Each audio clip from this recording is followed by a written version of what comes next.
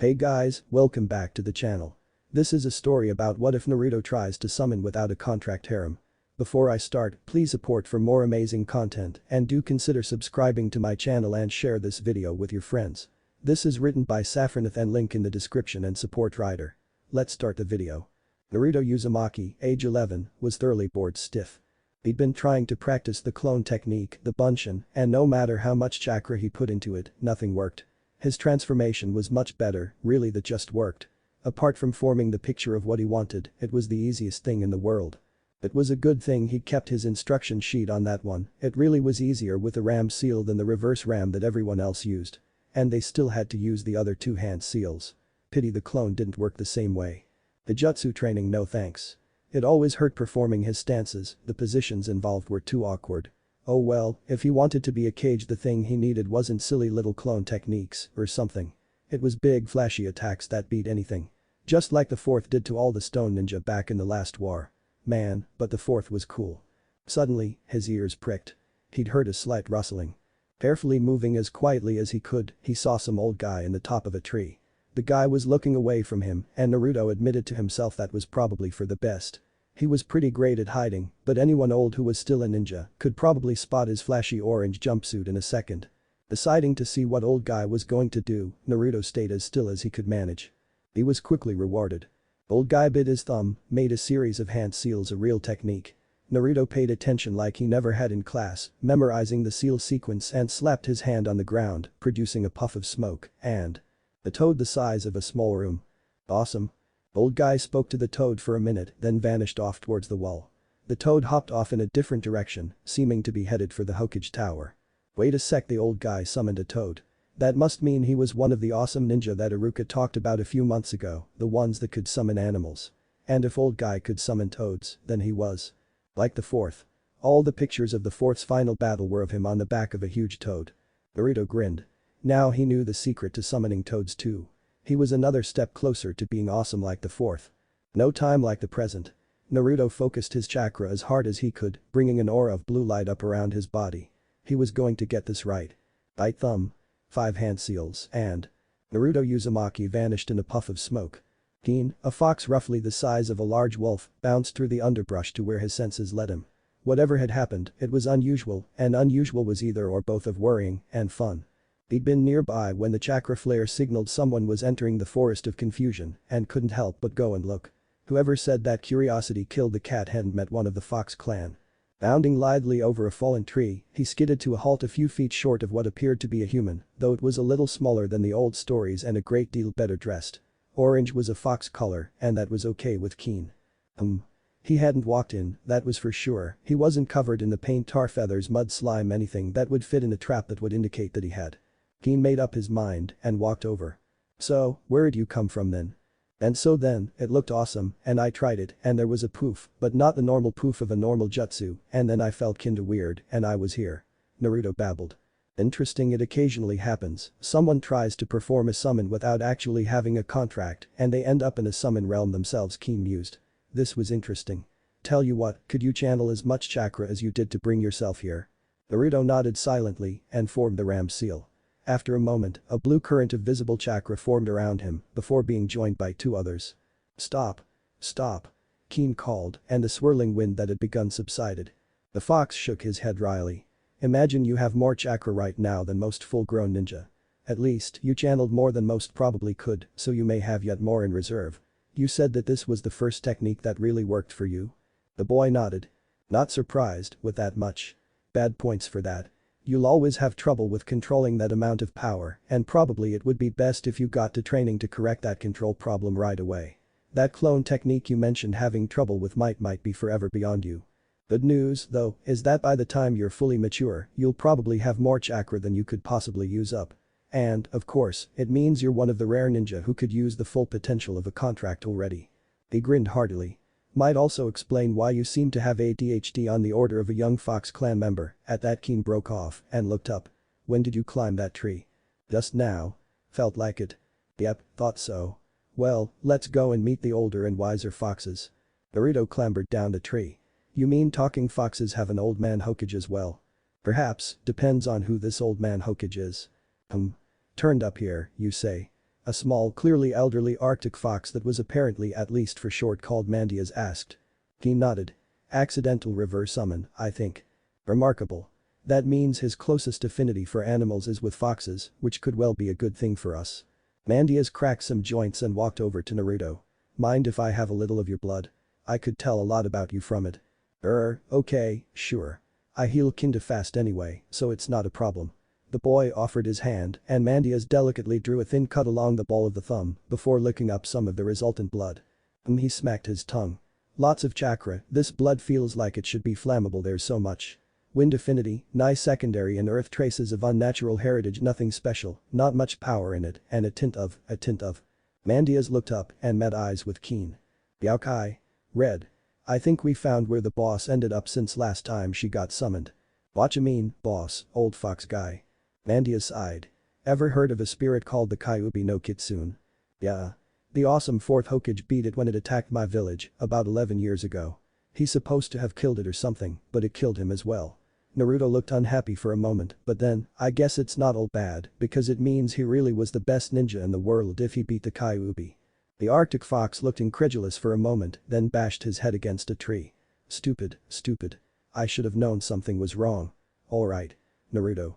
The Kyuubi no Kitsune, being fox-shaped, is a spirit that's close enough to one of us that we're on the same summon scroll. Last time she? Naruto frowned. You've never met an annoyed female, I take it? Naruto considered for a moment.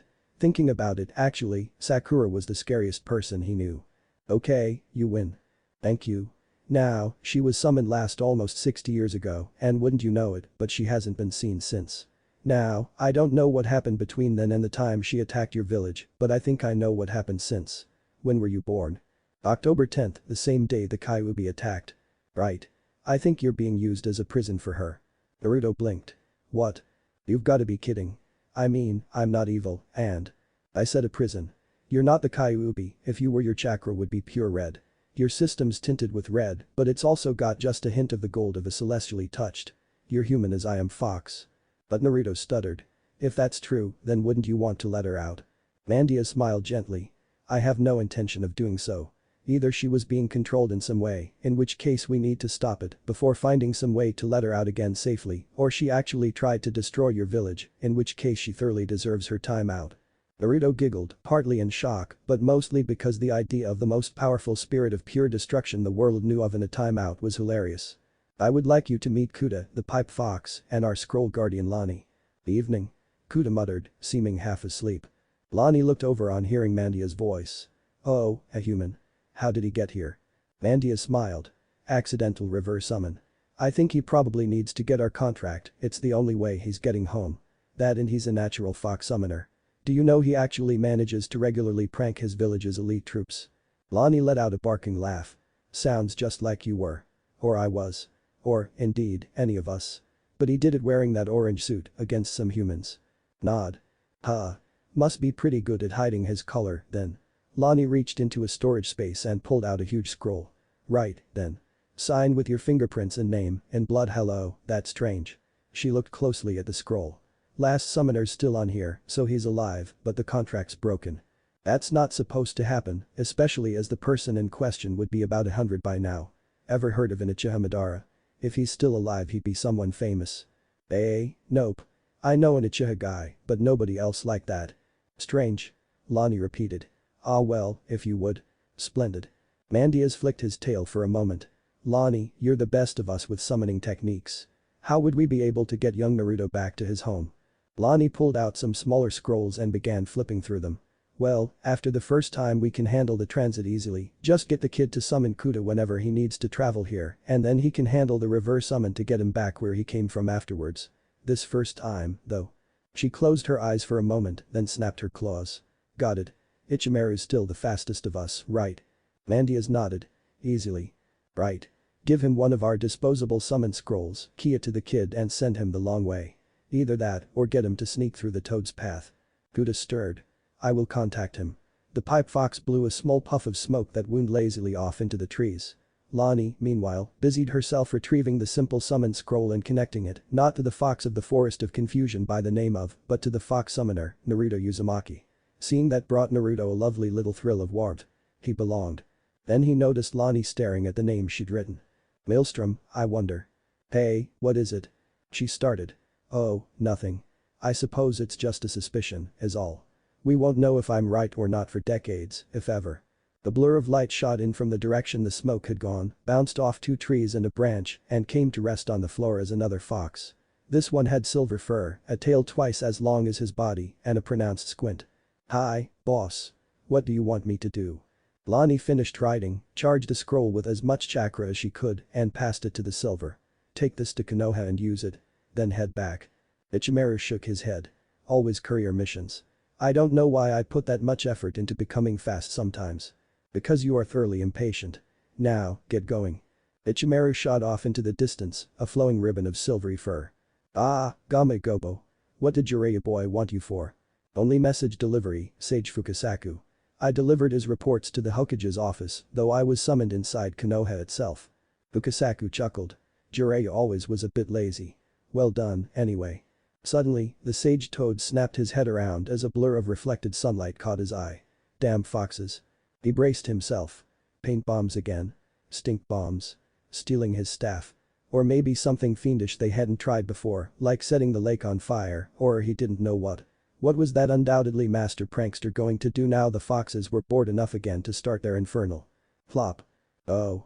So it looked like the fox just wanted to use the long-distance travel well. Hey. Come back here, you impolite carnivore. You could at least have asked. Now, remember, all you have to do to summon the right fox is to use at least enough chakra. Try experimenting with that, it won't blow up or anything if you use too little and focus on the fox you want. Buddha closed his eyes for a second. The kid seems lonely. I'll stay with him if he wants, at least nights. And when he's here, I'll be ready to bring him back. Naruto felt happiness bubble up in him. They were willing to be so much nicer than the villagers. The villagers. So, that was why they disliked him. But what better way to show them wrong than doing the best he could? Lonnie was nodding thoughtfully. You might have to summon Keen as the signal you're ready to come here instead, then, Naruto. But as Kuta offered, summon him first when you get home to check you're doing it right. Naruto began to reply and vanished with a wrenching pull into darkness. Before, he'd not actually felt anything much, but with a contract to pull him through it was a lot more intense. And much shorter. He reappeared on top of the Hokage monument, lit by the setting sun. Wow. How far had he gone if it was sunset here and the sun was still up, albeit getting red there? Thanks, Speedy Fox guy. No problem, call on me if you need a good prank done. Ichimaru dismissed himself with a poof. Naruto bounded home, incidentally reassuring the Anbu assigned to keep tabs on him that he'd just slipped surveillance again. He did that with distressing regularity nowadays, to the point it was practically considered Anbu initiation to keep track of the hyperactive kid's general whereabouts for some large fraction of a day. Back in his apartment, he closed the curtains, looked around furtively, and steeled himself. Well, here we go. Summoning. The pipe fox appeared in one of the familiar puffs of smoke. Evening again. Bit of a mess, this place. Naruto looked downcast. I don't exactly have a family, so well. I get the idea. Well, you headed to sleep. I'll have supper first. Can't beat ramen. Naruto pulled out a pair of instant ramen cups, frowned, and got out another. Then he looked to his guest. You want one? Kuta had drifted over to the table. How much of this stuff do you eat? Mostly 3 or 4 cups a meal. No, I meant in relation to other things. Naruto blinked. People willingly eat stuff that's not ramen. Night. Naruto muttered, already halfway to his sleep. Kuta watched over him from above, curled around the light hanging. He's so young. It doesn't feel right that kids should have to fight like this, live like this. I can understand why the Kyuubi was so enraged, but not her methods. Naruto fidgeted in bed, moving in fits and starts. Probably having a nightmare, poor guy. Oh, screw it. Kuta drifted down and wrapped himself around Naruto's neck. The warmth seemed to comfort him and he stopped moving as fiercely. A hand moved up to touch him, make sure he was there. Kuta settled in for the night. Naruto Uzumaki slept with another, making him feel safe for the first time in his life. Morning Kuta. And thanks. Not a problem. Now, isn't it time you were somewhere else? Your alarm went off, after all. Oh, yeah. Naruto went to have a quick shower, calling out as he turned the water on. You want to come? I might, yes. Though it would be best if you were to allow me to hide on your arm. Eh? Would that work? Naruto asked skeptically. I mean, is it more hide Y than normal? I am a Kutajitsun. I can become a mere marking on the skin while still able to hear all that is said and see all that I would normally be able to. Kuta remembered who he was talking to. Yes. Cool.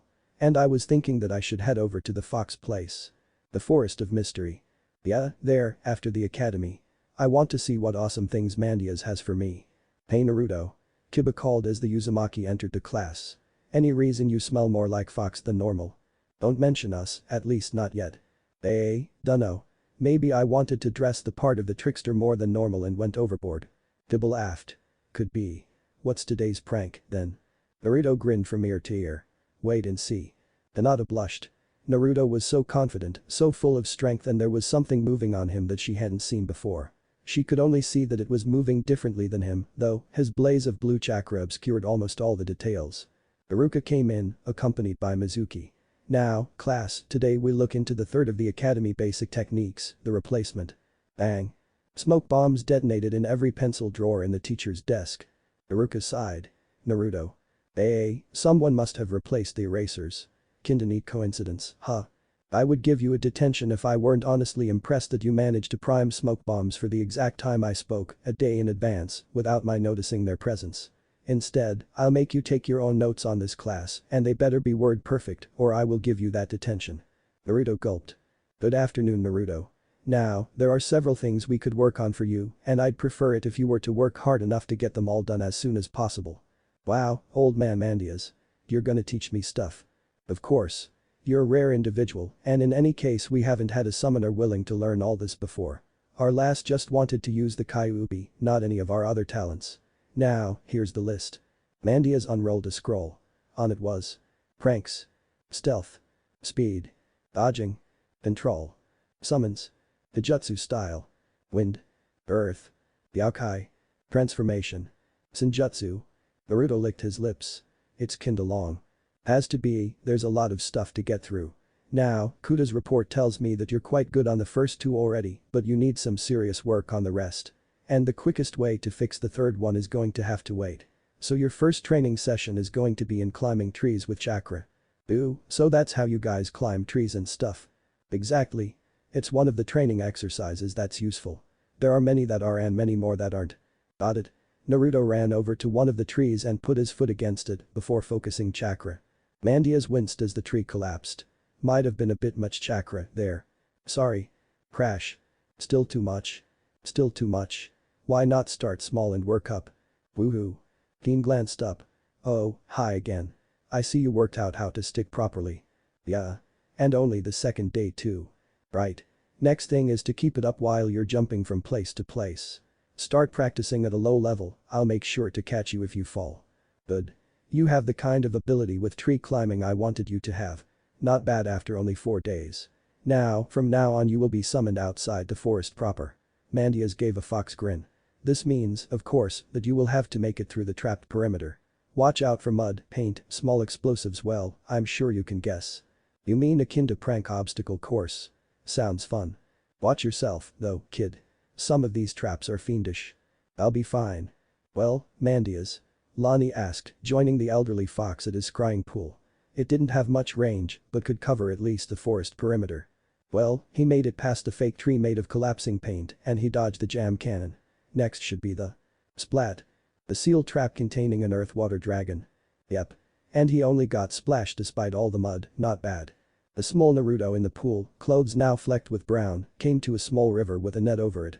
Not being a fool and noticing the tiny drops of something sticky attached to the net, he went down river until he found a bridge and began to cross. Wait for it. The bridge elastic released as Naruto took his weight off the first half, which acted as one big trigger catch. Twang.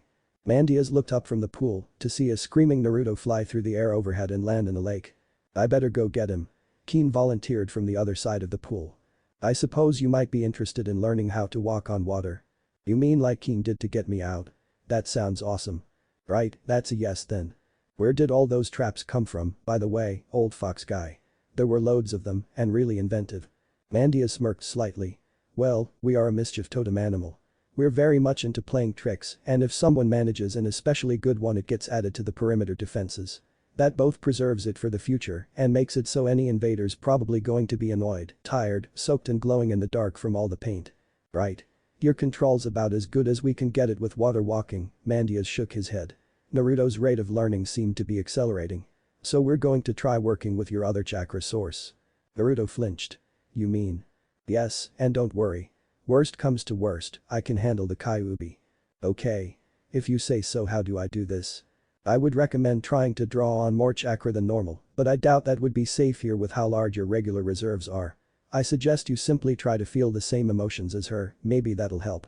Naruto sat in the center of a small depression lit only by foxfire dancing in the trees, frowning in intense concentration. Kori, a fox with strangely translucent fur, stepped up beside his sage. How long has he been trying? It's been 4 hours today. I think there's only one thing to do. Kori flicked his tail. If you say so. He flicked it again, and a fine cloud of downy fur flew off the tip, spreading into a rippling, rainbow-hued mist. Naruto blinked. The world seemed to shimmer, then a puff of smoke surrounded him. So he'd been summoned back to Konoha already? Then the smoke cleared, and his heart leapt into his throat. Guta was lying on the floor of his apartment, almost cut in half by an indistinct figure with a slim blade. Naruto the little pipe fox seemed to gasp, then fell silent. Naruto clenched his fists. Why did you have to do that, you monster? Monster? The figure chuckled. No, it's you who's the monster. And now your filthy familiar is killed, your power over the Hokage is broken, and he'll celebrate like everyone else when I kill you. Naruto barely heard over the roaring in his ears. This could not be allowed to happen. Someone had decided to murder him in his sleep, but that is the hour was so late and they'd killed his friend when he was helpless. A rush of strength rose up in him and he lost himself in the sudden intense bloodlust. Mandias and Kori watched as a volcano of red yokai blasted from the form of their summoner. Kori shook his head. Well, that worked. Mandias wrapped his tail around the other fox and pulled him aside as Naruto suddenly charged forward, aiming for something only he could see. Dispel it, now. I already did, something's wrong. Mandias skidded to a halt, the old fox seeming to shed the weight of ages. Right, our suspicions are confirmed. Tell Ani, trigger the emergency clause. The sage's form pulsed, and his eyes began to shine with a faint yellow light. Kori charged off into the distance, aiming for the home of the fox contract keeper. The Arctic fox smiled slightly. At least I can hold her off. Needle Jizo. His fur animated and elongated to several feet in length, and he lunged in an attempt to pin down the enraged form of his summoner. But the splash, Mandias abruptly appeared in a sewer-like water pipe.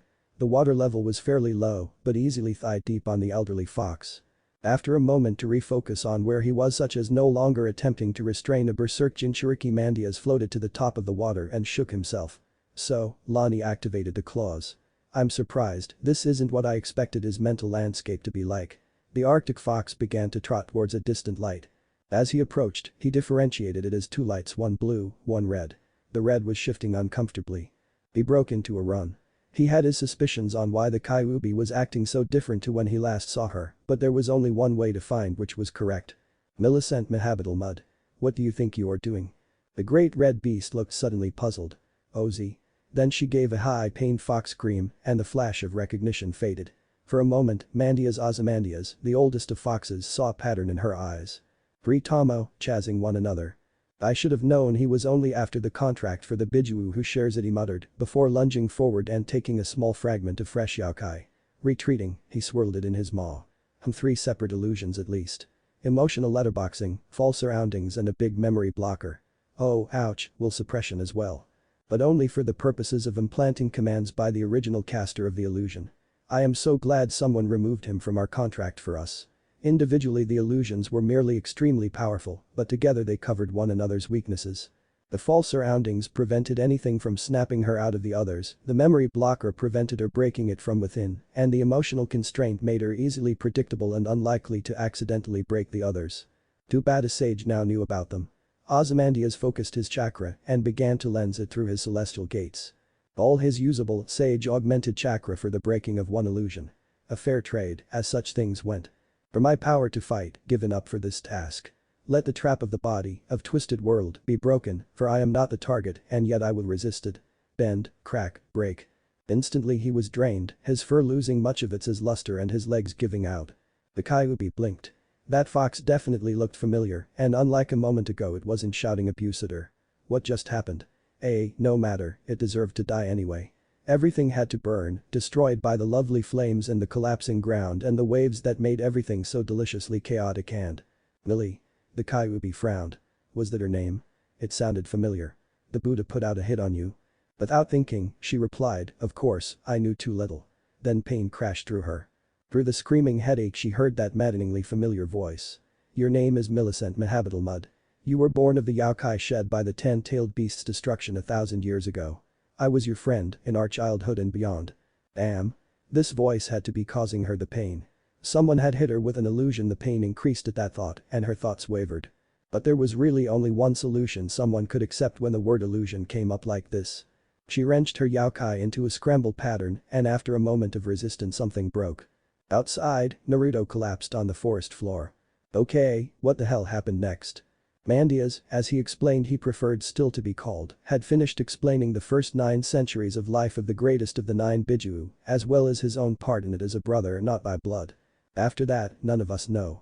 Uchiha Madara got the summon contract at only about age 25 and he was a great deal of fun at that time, but after a short time he stopped calling us, only bringing out Millie when he needed something broken.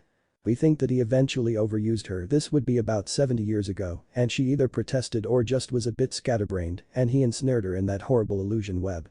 That's probably the time he started using her in serious battle. Since we know the wood release bloodline suppresses yokai, the reason she was docile under its influence was likely just lack of strength. Since then nothing we can tell. Millie's memory is a bit spotty since the first illusion. He shifted a little. Good thing is, though, that now the only disadvantage of using her chakra is basically the sheer potency of it could still burn your system. That is a problem should fade as you get used to more of it, consider it a trump card for now. A slight grin.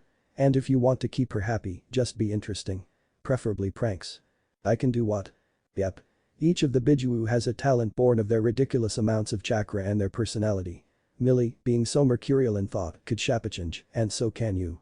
Your regeneration comes from just constantly low-level shifting into your own form. Now, as you can imagine, that's a useful little trick. Hang on, does that mean that everyone else's transformation is just a disguise? Of course. Otherwise people would turn into monsters for a fight, or insects to scout, or birds to travel long distances. And I could do all that. Indeed. Even inanimate objects, I think. Naruto began to chuckle, and everyone in Konoha simultaneously got a chill down the back of their necks. Hejira. Medium-sized, has the ability to coat herself in fire. Aki. Small, able to generate water. Oko. Very small, but can allow the use of the underground move technique to any one other person as well as himself, so long as they're in contact. Good. It's important to know your summons, more so as the foxes can't use hand seals, and all their arts are based off pure chakra control, each taking many years to perfect. They're all unique. Yeah, it's kinda like academy lessons, but a lot less boring I guess. Especially when I can actually meet them. I know that history'd be a lot less boring if I knew the people involved. That's why I paid attention in the lesson about the founding. I kinda know about Madara after all. They didn't mention his foxes, is that because he didn't use you or what? He stopped using us before he was 30, which may have been before the founding. I assume they mentioned only that he used Millie well, they would have said the Kyuubi. Yeah, in a big fight against the first Hokage 60 years ago. I think he's supposed to have died at age 40. And it all fits together. That's when Millie never returned. Let's see, death for a tailed beast is temporary, they're too strong. Anything more than about 2 tails of power would detonate anything non-living as a container, and 3 also exceeds anything non-human. So, the logical conclusion is that you're not the first container. Actually, 9 tails of power is a ridiculously large amount of chakra. I think it's only your heritage that's protecting you there. How does the tail measuring thing work? I thought we went over this. Each additional tail of power represents a doubling.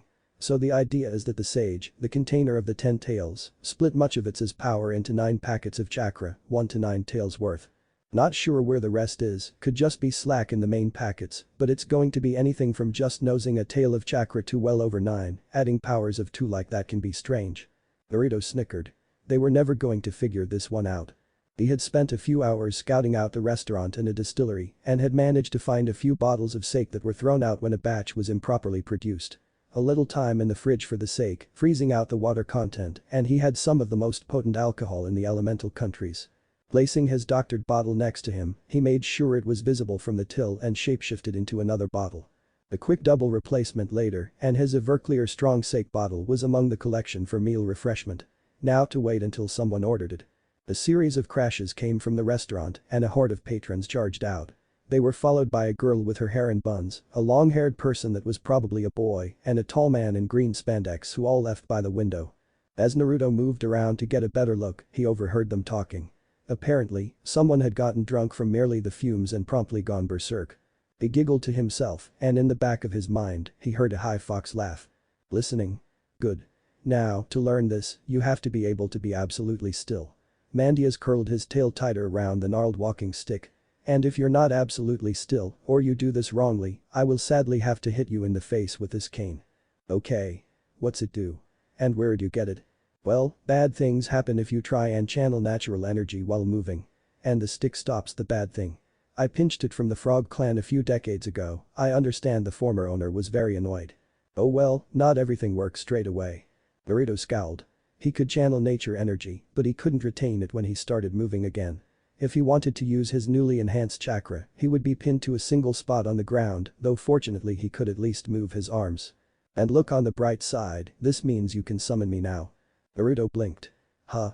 And I thought we went over this. A sage who has used nature chakra for centuries, such as myself, becomes part of the natural world to a sufficient degree that they cannot be summoned by mere normal human chakra. And using Yaokai would be contraindicated from the point of view of stealth. Perform the Bunshin, Naruto. Aw. Why not something else, something I actually have the control to perform? It's not my fault that half a year of intensive chakra exercises can't change that. I have enough chakra to move Konoha to a new site, and the Bunshin takes about 1/5000th of 1% of my. Iruka interrupted his student's rant. The Bunshin, Naruto. Making excuses isn't going to help you in a real fight. Naruto muttered to himself about the Bunshin being not helpful in a proper fight either, then dutifully channeled the smallest amount of chakra he actually could and formed the seal. Bunshin. 3 half-dead replicas appeared, each on about 5 times the normal chakra requirement. That was completely amazing as far as he was concerned, as that pegged his relative control as being able to actually perform anything, not a flimsy little illusion only useful against civilians. Naruto Uzumaki, fail. I'm sorry, Naruto, but there's a reason they're the basics. Maybe try again next year. Mizuki tried to argue for him, but Iruka cut him off.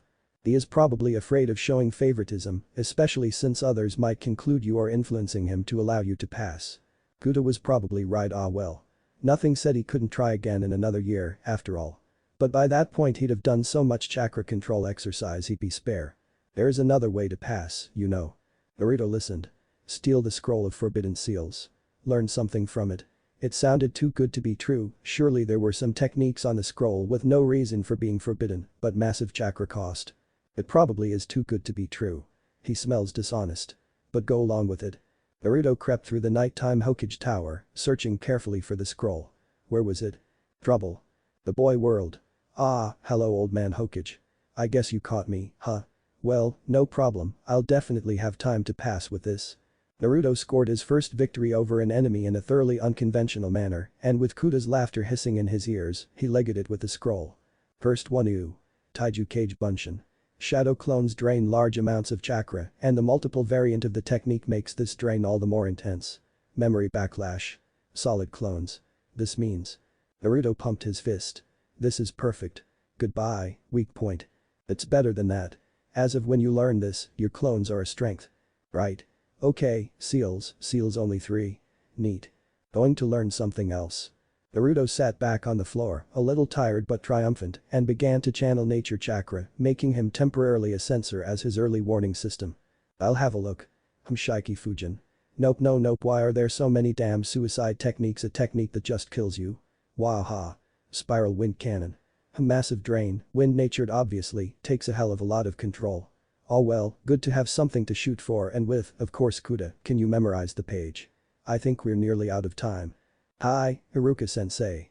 I did the special test Mizuki mentioned. Does it have to be him who grades me or can you do it now? Iruka blinked. Special test. Mizuki's laughter rang in the trees. As he explained at great length how he'd managed to trick the boy who was really a demon in disguise. Honest, I mean just look at him, that shade of blonde can't be natural, and besides, it was obvious because the boy had. Naruto tuned him out and bit his thumb. Summoning. Death from above. A fox the size of a building appeared and flattened Mizuki. So, sensei, should we take the scroll back now? Iruka blinked. You just summoned a fox. Yeah, I kinda found out that if you try and copy the summoning technique with no contract, strange stuff happens. Most interesting, Naruto. Why did you not inform me of this contract before? Well, I was kinda busy training. They're a lot better at teaching than the academy teachers, though I guess that if Mizuki's one of them it's not a surprise. Right. Well, I think that to fail someone with a contract who knows how to use it would just be silly. You've graduated, Naruto. And I'd be interested in hearing how these foxes differ from the other summons I've met. Wow. How many types have you seen? Well, not counting the ones I met across the battlefield, I have the monkey contract appropriate, I suppose, and then there's the toads, the snakes and the slugs held by my 3 students, the Sannin. They must have been awesome. How did they get theirs? Well, Jiraiya got his by accident. He saw me summoning and decided to copy me, but as he had no contract he was teleported to Mount Myaboku, the realm of the toads. Naruto fell off his seat laughing. Oh, that's just priceless. The sheer irony of it, wahaha. I mean, what are the odds? The Sandium looked concerned. Naruto, are you okay? The voice spoke. He'll be okay once it's out of his system. Greetings, Hokage of Konoha.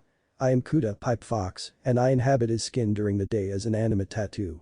The reason he is laughing is that is exactly how he obtained us as summons. There aren't any shortcuts to being a ninja. I would recommend, though, that you ask your grandfather what his summons, the monkeys, think of the best path to strength. After all, they're gonna be yours one day, right? Konohamaru grinned. Yeah. That's right. I'll be a ninja in the monkey way, and that'll beat you any day. Naruto matched his grin. You want to say that again, Chimpy? Foxes are good too. We'll settle it when we fight over who gets to be Hokage. Ibisu stroked his chin. Well, that's one way to put it. Hopefully the Honorable Uroke, the Honorable Konohamaru, will actually listen to me now. Better see the Hokage about that summons idea, though it makes entirely too much sense to be ignored. Hey. While we're waiting, why don't I introduce you guys to my summons? Sasuke frowned. You have a summon. The person who only passed by an act of God. Naruto scowled. I told you, the teacher was looking for a reason specifically to fail me. But anyway. He sat down cross-legged on the grass and closed his eyes, feeling for the natural energy of the world. Naruto.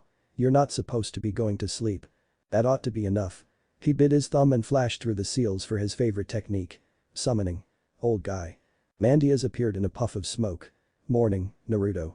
Are these your new packer teammates, then? Yeah. That's Sasuke, he's pretty good and supposed to be from a clan, but an emo. And that's Sakura, who's really strong, but only when hitting me. Heh.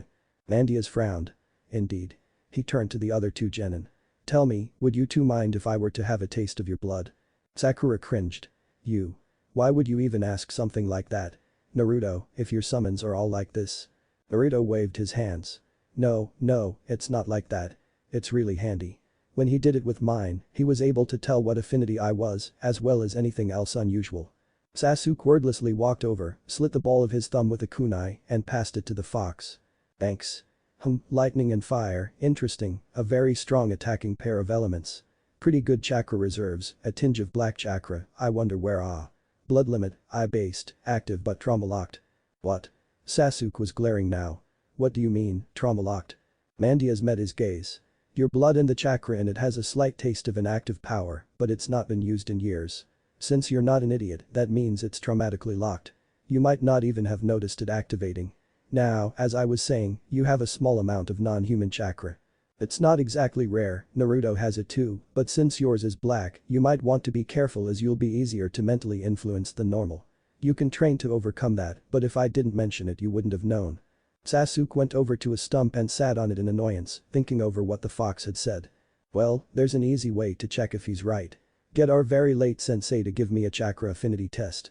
Sakura, meanwhile, had hesitantly walked over. Can I? Go ahead. The Arctic fox nodded regally.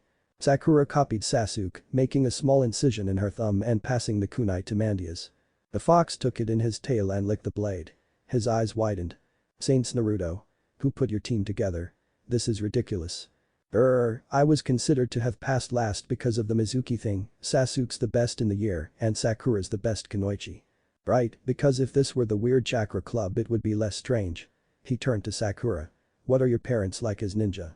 Sakura was getting worried. They're civilian. Your chakra's the strangest I've ever felt. It's about normal in amount, but it's split between 2 types. A small pool that's the one you can normally use, and a bigger one that's well, you're not entirely human either. You've got a strong gold chakra tint and 2 chakra pools. I assume you've got an internal dialogue sometimes. Sakura flinched. Thought so, it's nothing to be ashamed of. You, Sakura, have divine heritage. Potent divine heritage, strong enough to be usable. I dare say that with a little practice, you could switch around your traits on the fly. He licked the kunai again, water-natured at the moment, but that's not something that's set in stone. Mandias shook his head. And I thought things were strange before all three of you could have true names. You could all earn them by 30. 20, even. This is ridiculous. Boy. Old guy. What should we do while we wait? Mandias flicked his tail. Stratagem 28. Oh, yeah. Cage Bunshin. A massive horde of Narutos appeared and began busily messing around with the forest, grass, lake and everywhere else they possibly could. Sakura frowned. Lure them onto the roof, then take away the ladder. What do you mean? The clones are trapping the place. If this sensei of yours wants to give you a test, let him have one of his own. Time passed. Sakura and Sasuke asked Mandias for more information on their apparent lineages. Naruto's 1,000 clones set up ever more elaborate traps, including some which would have been impossible without parts of the machinery being shapeshifted clones. Naruto dropped back down next to his team. This is ridiculous. Okay, guys, the place is about as trapped as I can make it without being obvious, and I checked he's not near enough for me to sense, which means he's not in the training ground. You're a sensor now. Only when I'm not moving and have some time to concentrate. Hey, old guy. Any of the foxes that might work well with these guys? Mandias frowned. Tell me, Sasuke. Do you know any techniques? Ichiha nodded. Fire. Right, I think Kara for him, and as for Sakura, summon Ni for her. Got it? Summoning. Assistance. As the other foxes appeared in bursts of smoke, Mandias shook his head. Must you always say something silly as part of the summon? Why yes, I must. Naruto turned to the two foxes thus summoned. The larger one, about the size of a normal fox, had a smooth but unusually large tail. The other was about 5 inches long and had dichromatic eyes. Ni, can you help Sakura here with her other personality? Ara, you'll be working with the duck-haired guy. He's got fire attacks. Ara yipped. Fire attacks. Yay. And what use are you? Sasuke grumbled. I do be gusts of wind. Sasuke's eyes widened. Yep. Great big boom. Ni trotted over to Sakura. So, you have another personality. Let's have a look. Sakura blinked and was in a field of grass. Ni, beside her, barked softly to get her attention. Welcome to the inside of your mind. I'm impressed, by the way, it's a lovely place. Now, there should be another person here if you have two personalities.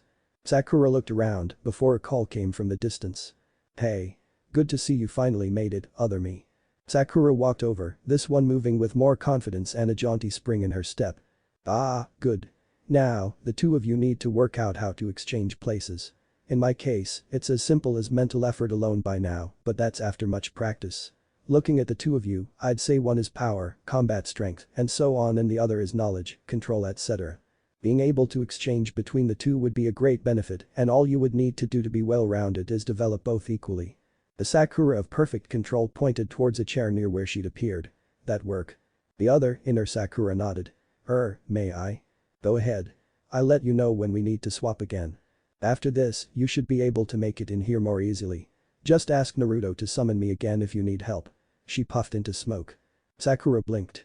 Naruto and Sasuke were looking at her, concerned. It work? Hell yeah. Now, let's see. She moved over to a tree. Naruto gulped. Not that one, it's trapped. No, that one's trapped too. And that you know what? I'll show you the one that's not. Right, let's do this. Sakura punched the tree and left a dent. Quite a deep dent at that. Sasuke blinked. Scared now. So much for being terrible at sparring. To get the bells, you will need to come at me with intent to kill. Naruto twitched an eyebrow. You made us wait 3 hours for this. Now, don't be like that. Go. Sasuke shot a small fireball at Kakashi before moving back with Naruto and Sakura, and Ara jumped up from his feet, producing a strong wind with his tail that fanned the fireball to huge size. Kakashi took a moment to realize that the three were moving as a group rather than separating, before jumping for cover from the fireball. Was that a fox I saw? He was cut off as he reached the edge of the small clearing, and all hell broke loose. Paint, jam, water, some kind of gunk that got harder when hit, tar, feathers, more paint, treacle, academy glue, high-proof alcohol, grass, mud, and hundreds of academy-grade kunai and shuriken went everywhere. Sakura and Sasuke watched in fascination as Naruto's breathing steadied and his eyes became orange-rimmed. After a moment, his eyes opened and they saw they had become slit yellow. He's near the lake. I have a plan. We need to get me into close combat. And I also know how to pass all of us shadow clones can change shape, he said, downplaying his ability slightly. So we can just fake a bell or two.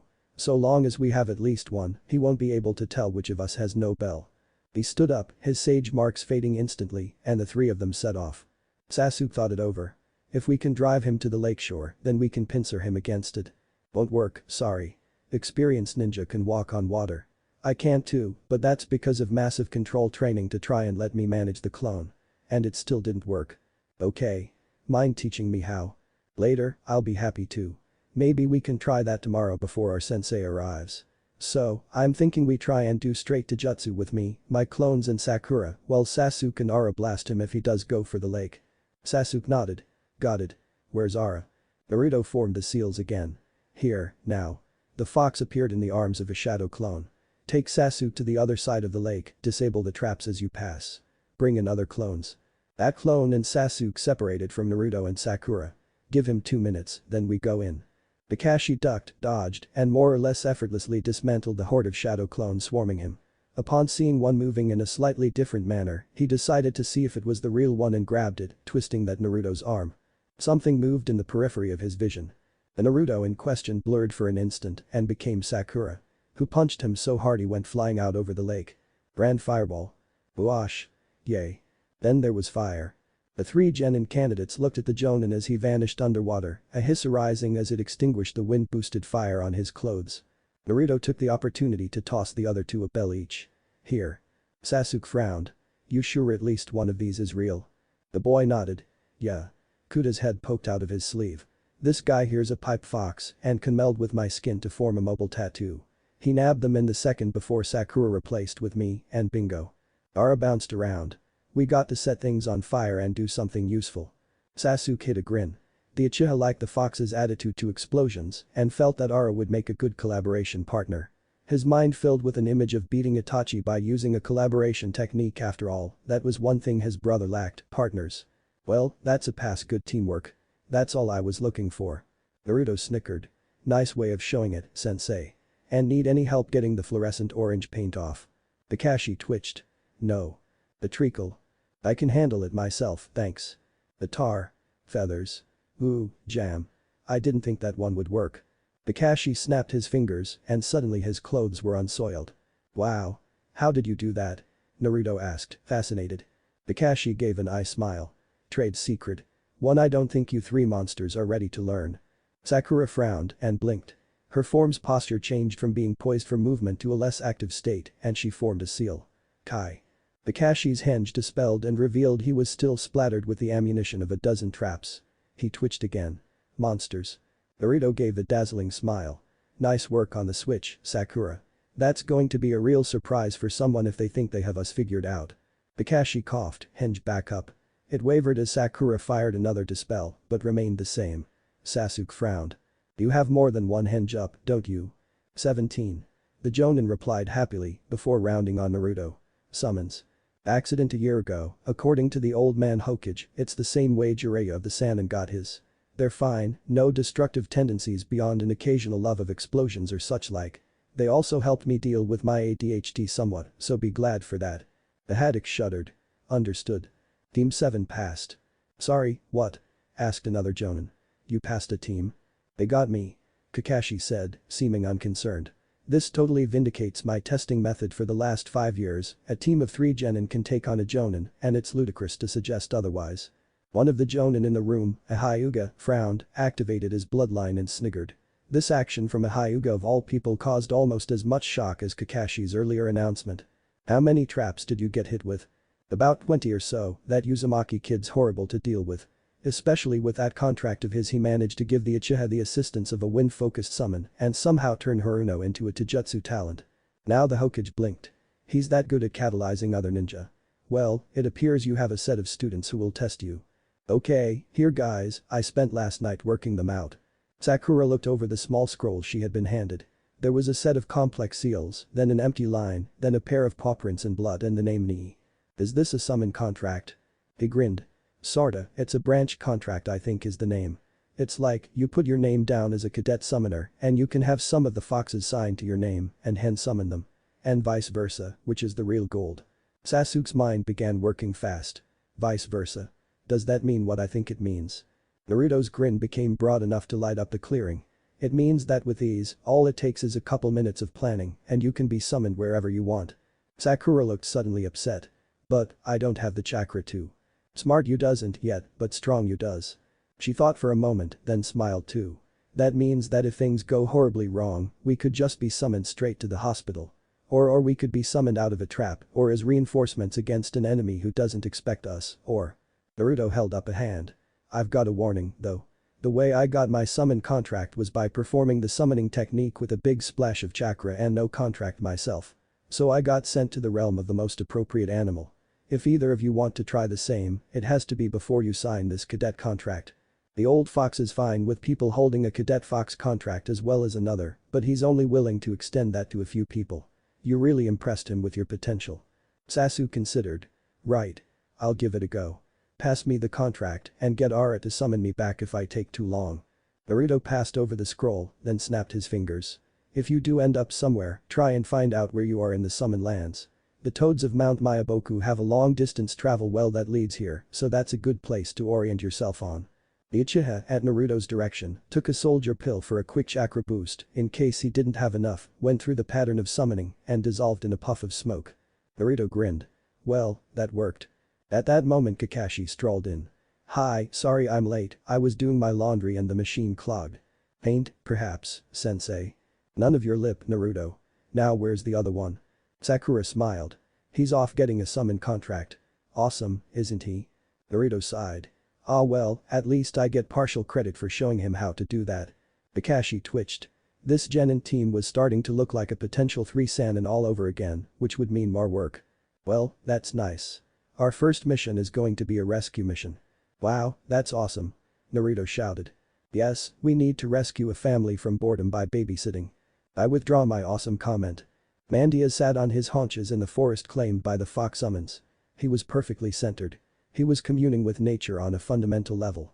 He was surprised to notice a large bird flying towards him. Opening his eyes, he saw the hawk, clearly a large summoned clan member, flying gently down towards him. After a few more seconds in which he got up and stretched, it alighted on a branch. Sage of the Foxes. I am Tadui, messenger of the Hawk tribe.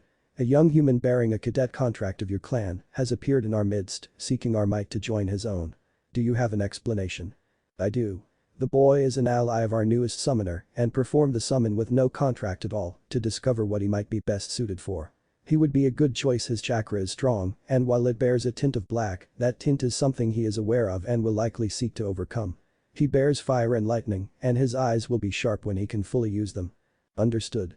We will not look on his petition with disfavor. You have no problem in his possessing a cadet contract of yours and a true contract of ours. I do not. Then we will have no problem with the situation either. Tadui spread his wings. Live long and well, Sage. Naruto sighed. D ranks. I hate D ranks. We know, Naruto. One of your clones mentions it every few minutes. He sighed and picked out yet another weed from the ground. It wasn't bad as D ranks went, but it was incredibly boring.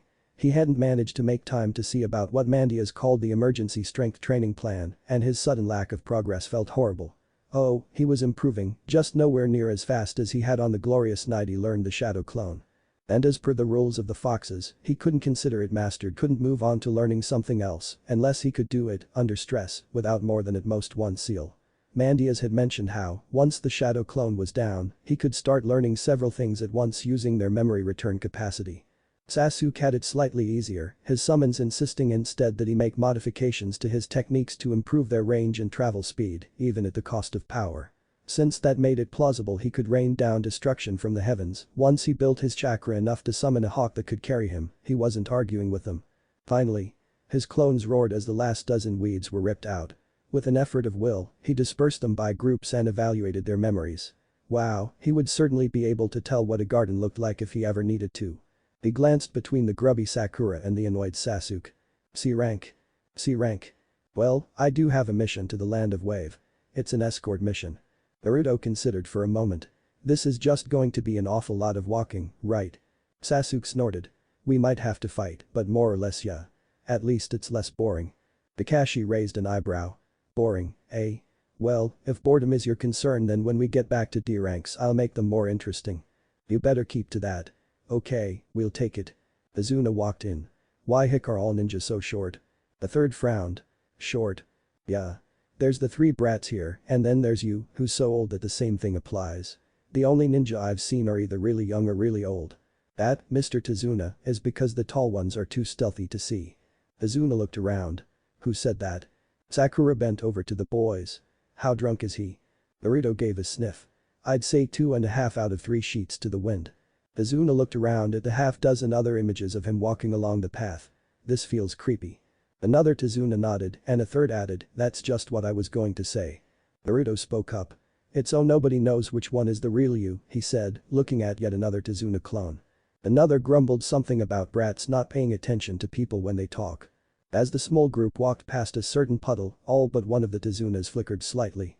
When the demon brothers emerged from the puddle, they immediately charged for that one, wrapping up Kakashi and Naruto in their chains as they went. As soon as they reached the real Tazuna, he smirked and punched Maizu hard enough to knock him out. The images all vanished to show that the real Tazuna was in fact on the other side of the group inside a clone of himself, and that Sakura had been wearing a transformation illusion. Kakashi stepped out of the trees unscathed, and Naruto simply shapeshifted himself into a brick to drop out of the coils. Sasuke stood there impassively for a second before a hawk dropped from the sky and raked across Gozu's scalp. The Uchiha took advantage of the distraction caused by his summon to kick the remaining demon brother in the well, let's just say he was in male pain. So, sensei, looks like they were after the bridge guy after all. Naruto muttered from the ground, as a brick. He shifted back a second or so later and grinned. Take that, heh. How the hell did you do that? A ninjutsu? Magic? Alchemy? At least one of the above. How the hell did those guys turn into water without a bloodline? Point. Naruto. How could you possibly hurt this little bunny? What were you thinking? Naruto considered. Well, at first I was thinking, suspicious noise. But after I saw it was a rabbit, my thought sort of changed to lunch. Lunch? That's cruel. Pox. Sasuke raised an eyebrow. You have a point. Where did you get it from? Naruto took his attention off the rabbit. What you say is pointless. Therefore, if you have a point, you took it from somewhere. Did you actually make a joke?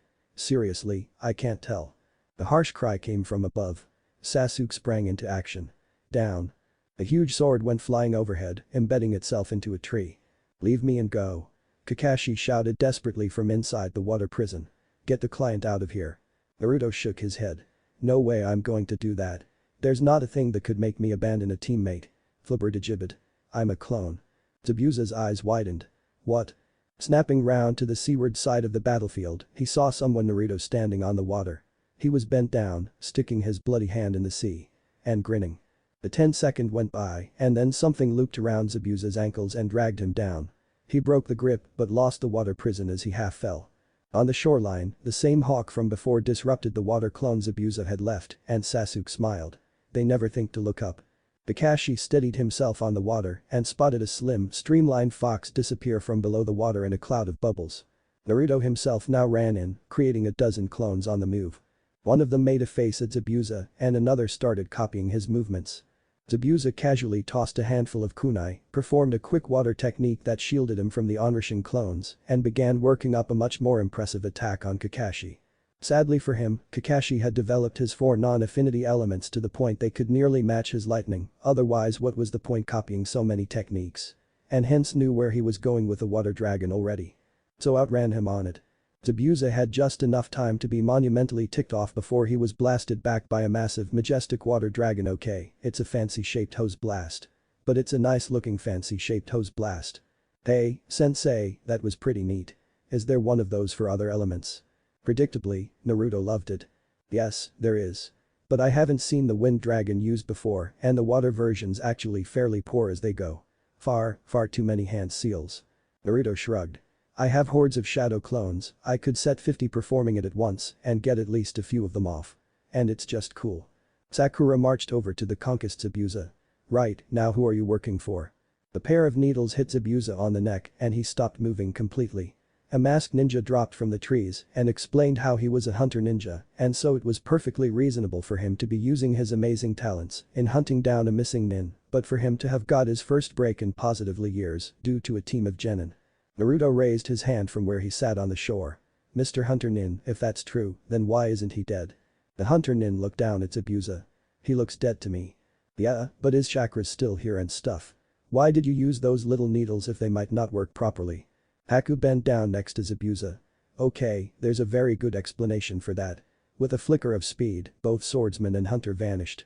Naruto stayed staring at where they'd vanished from as Kakashi started banging his head into a tree. Stupid, stupid. Sasuke noticed he hadn't moved for almost a minute. Naruto. SSSH, I might miss the explanation. Why bother fighting Gato? You lose. No one can beat Gato. Naruto pondered for a moment. Sensei. Do you have a bingo book with you? Anyone in there who fits the description of this Gato? Kakashi flipped through. Nobody by that name, but there are a few it might be so, this Gato, a tall woman in her mid-20s with long blonde hair. Inari blinked. No, he's a short man with sunglasses. What's his signature ninjutsu? Does he use ninjutsu? Is he a taijutsu master? He's got lots of men working for him. Naruto frowned. Now, see, I don't see how that really works as a credible threat. I mean, Sasuke can make massive blasts of fire, Sakura can practically level trees with a punch, and I can make an army with a single hand seal, and I don't know what Sensei can do when he's concentrating, but that's because he's never really had to. It doesn't matter, there's no such thing as heroes. Kakashi quirked an eyebrow. Over half the people I know count as heroes in some way or other. You'll just die, there's no point. Sasuke had had enough. Look, kid, you have a parent left. That makes you better off than 3/4 of our team, stop being so depressed. But Sakura turned to Tazuna, having had an idea. Mr. Tazuna, how old are you? I'm about 56, why? Did your parents ever tell you about the Great Plains of Fire Country? To think of it, yeah, though I don't know what they meant. It's always been forest there. Kakashi joined the conversation again. The forest's barely a year or two older than you. Hiroshima Senju made it himself in one gargantuan technique. Then, to show off, he converted some of it into low-cost, high-quality housing for an entire village. The Wave's citizens could only gape. The Hokage you saw in Konoha was trained by Hiroshima Senju himself. We're in a time of legend still, kid. Naruto grinned. And we're going to join them. Sasuke blinked. His eyes shone red. Well, it worked. And now he had a whole other set of disturbing memories to work with, but time had dulled the ache. He could analyze those moments, burned into his memory with a Sharingan, and see things that were off. Wrong. Itachi had been upset, hiding it behind feigned madness for some reason. Some of the dead had been killed by Itachi's sword, but others, all the young, some of the old, and a few of the mature clan members, were dead by a different weapon. In fact, it looked like a Kama had done it, as the cuts were wider and shallower. And finally, he was still alive. By any measure, a Sharingan activating at 8 was impressive and more of a test of capacity than some 3-year-old child. But he had been left alive and had his memory of his Sharingan blocked. Why? If he was to be a greater challenge later, then why block the Sharingan? None of it made sense. Nii flicked her tail. That did it, then. The memory block is down. Sasuke nodded. Right. If you have any further problems with it, get Naruto or Sakura to summon me. The fox vanished in a puff of smoke. Ah, good. Kakashi said. Now, time for intensive training in how to use a Sharingan. Naruto, Sakura, keep up the intensive training in whatever you're doing. 10 hours a day, minimum. Naruto, that's per clone. Sakura moaned and began the chakra capacity building exercise again. Remember when he was lazy? Naruto nodded and summoned Mandias. Hey, old guy, I think we need to go for that red power source you mentioned. You sure? Isolated islands, 100 or more miles from any hidden village, total experienced ninja in the vicinity single digits. Hey, it might even scare them off. Fair enough. Send a clone to warn your sensei, though. Sakura carefully balanced on the side of the tree. She was having to balance a leaf at the same time, Kakashi's idea being that if she exerted her chakra in her finesse state for long enough to exhaust it, then switched to the other and back, she could manage constant chakra training. Control and strength and capacity in the other aspect. Then a volcano of power blew her off the tree entirely. Good, now this is as much as your aura can extend to without energy bleed. Mandias shouted into the gale of power. If you need to use more power, it needs to be compressed down so that it becomes an extension of your body. Slowly, the aura of red Yaokai surrounding Naruto darkened and shrank, forming a layer an inch deep over his skin. Mandias watched it with a weather eye. Any moment now. With a ripple, the chakra shroud developed features. Ears, claws, and a single lashing red tail. Naruto gradually stabilized the cloak, then stood back up again, face scrunched with the effort of will in sustaining it. Very good, Naruto. Keep that up for as long as you can. From now on, the power call doesn't actually change the difficulty, nearly as fast as you draw more of Millie's chakra, it becomes self-stabilizing. Form follows form. This tail feels really freaky. I mean, it's almost controllable, but not quite. Mandias considered. Training. 255 shadow clones, one tail from each of them. That ought to be almost all of Millie's power at once, spread over 256 different clones. Then get them sparring. Sakura stomped over to the area Naruto was training in.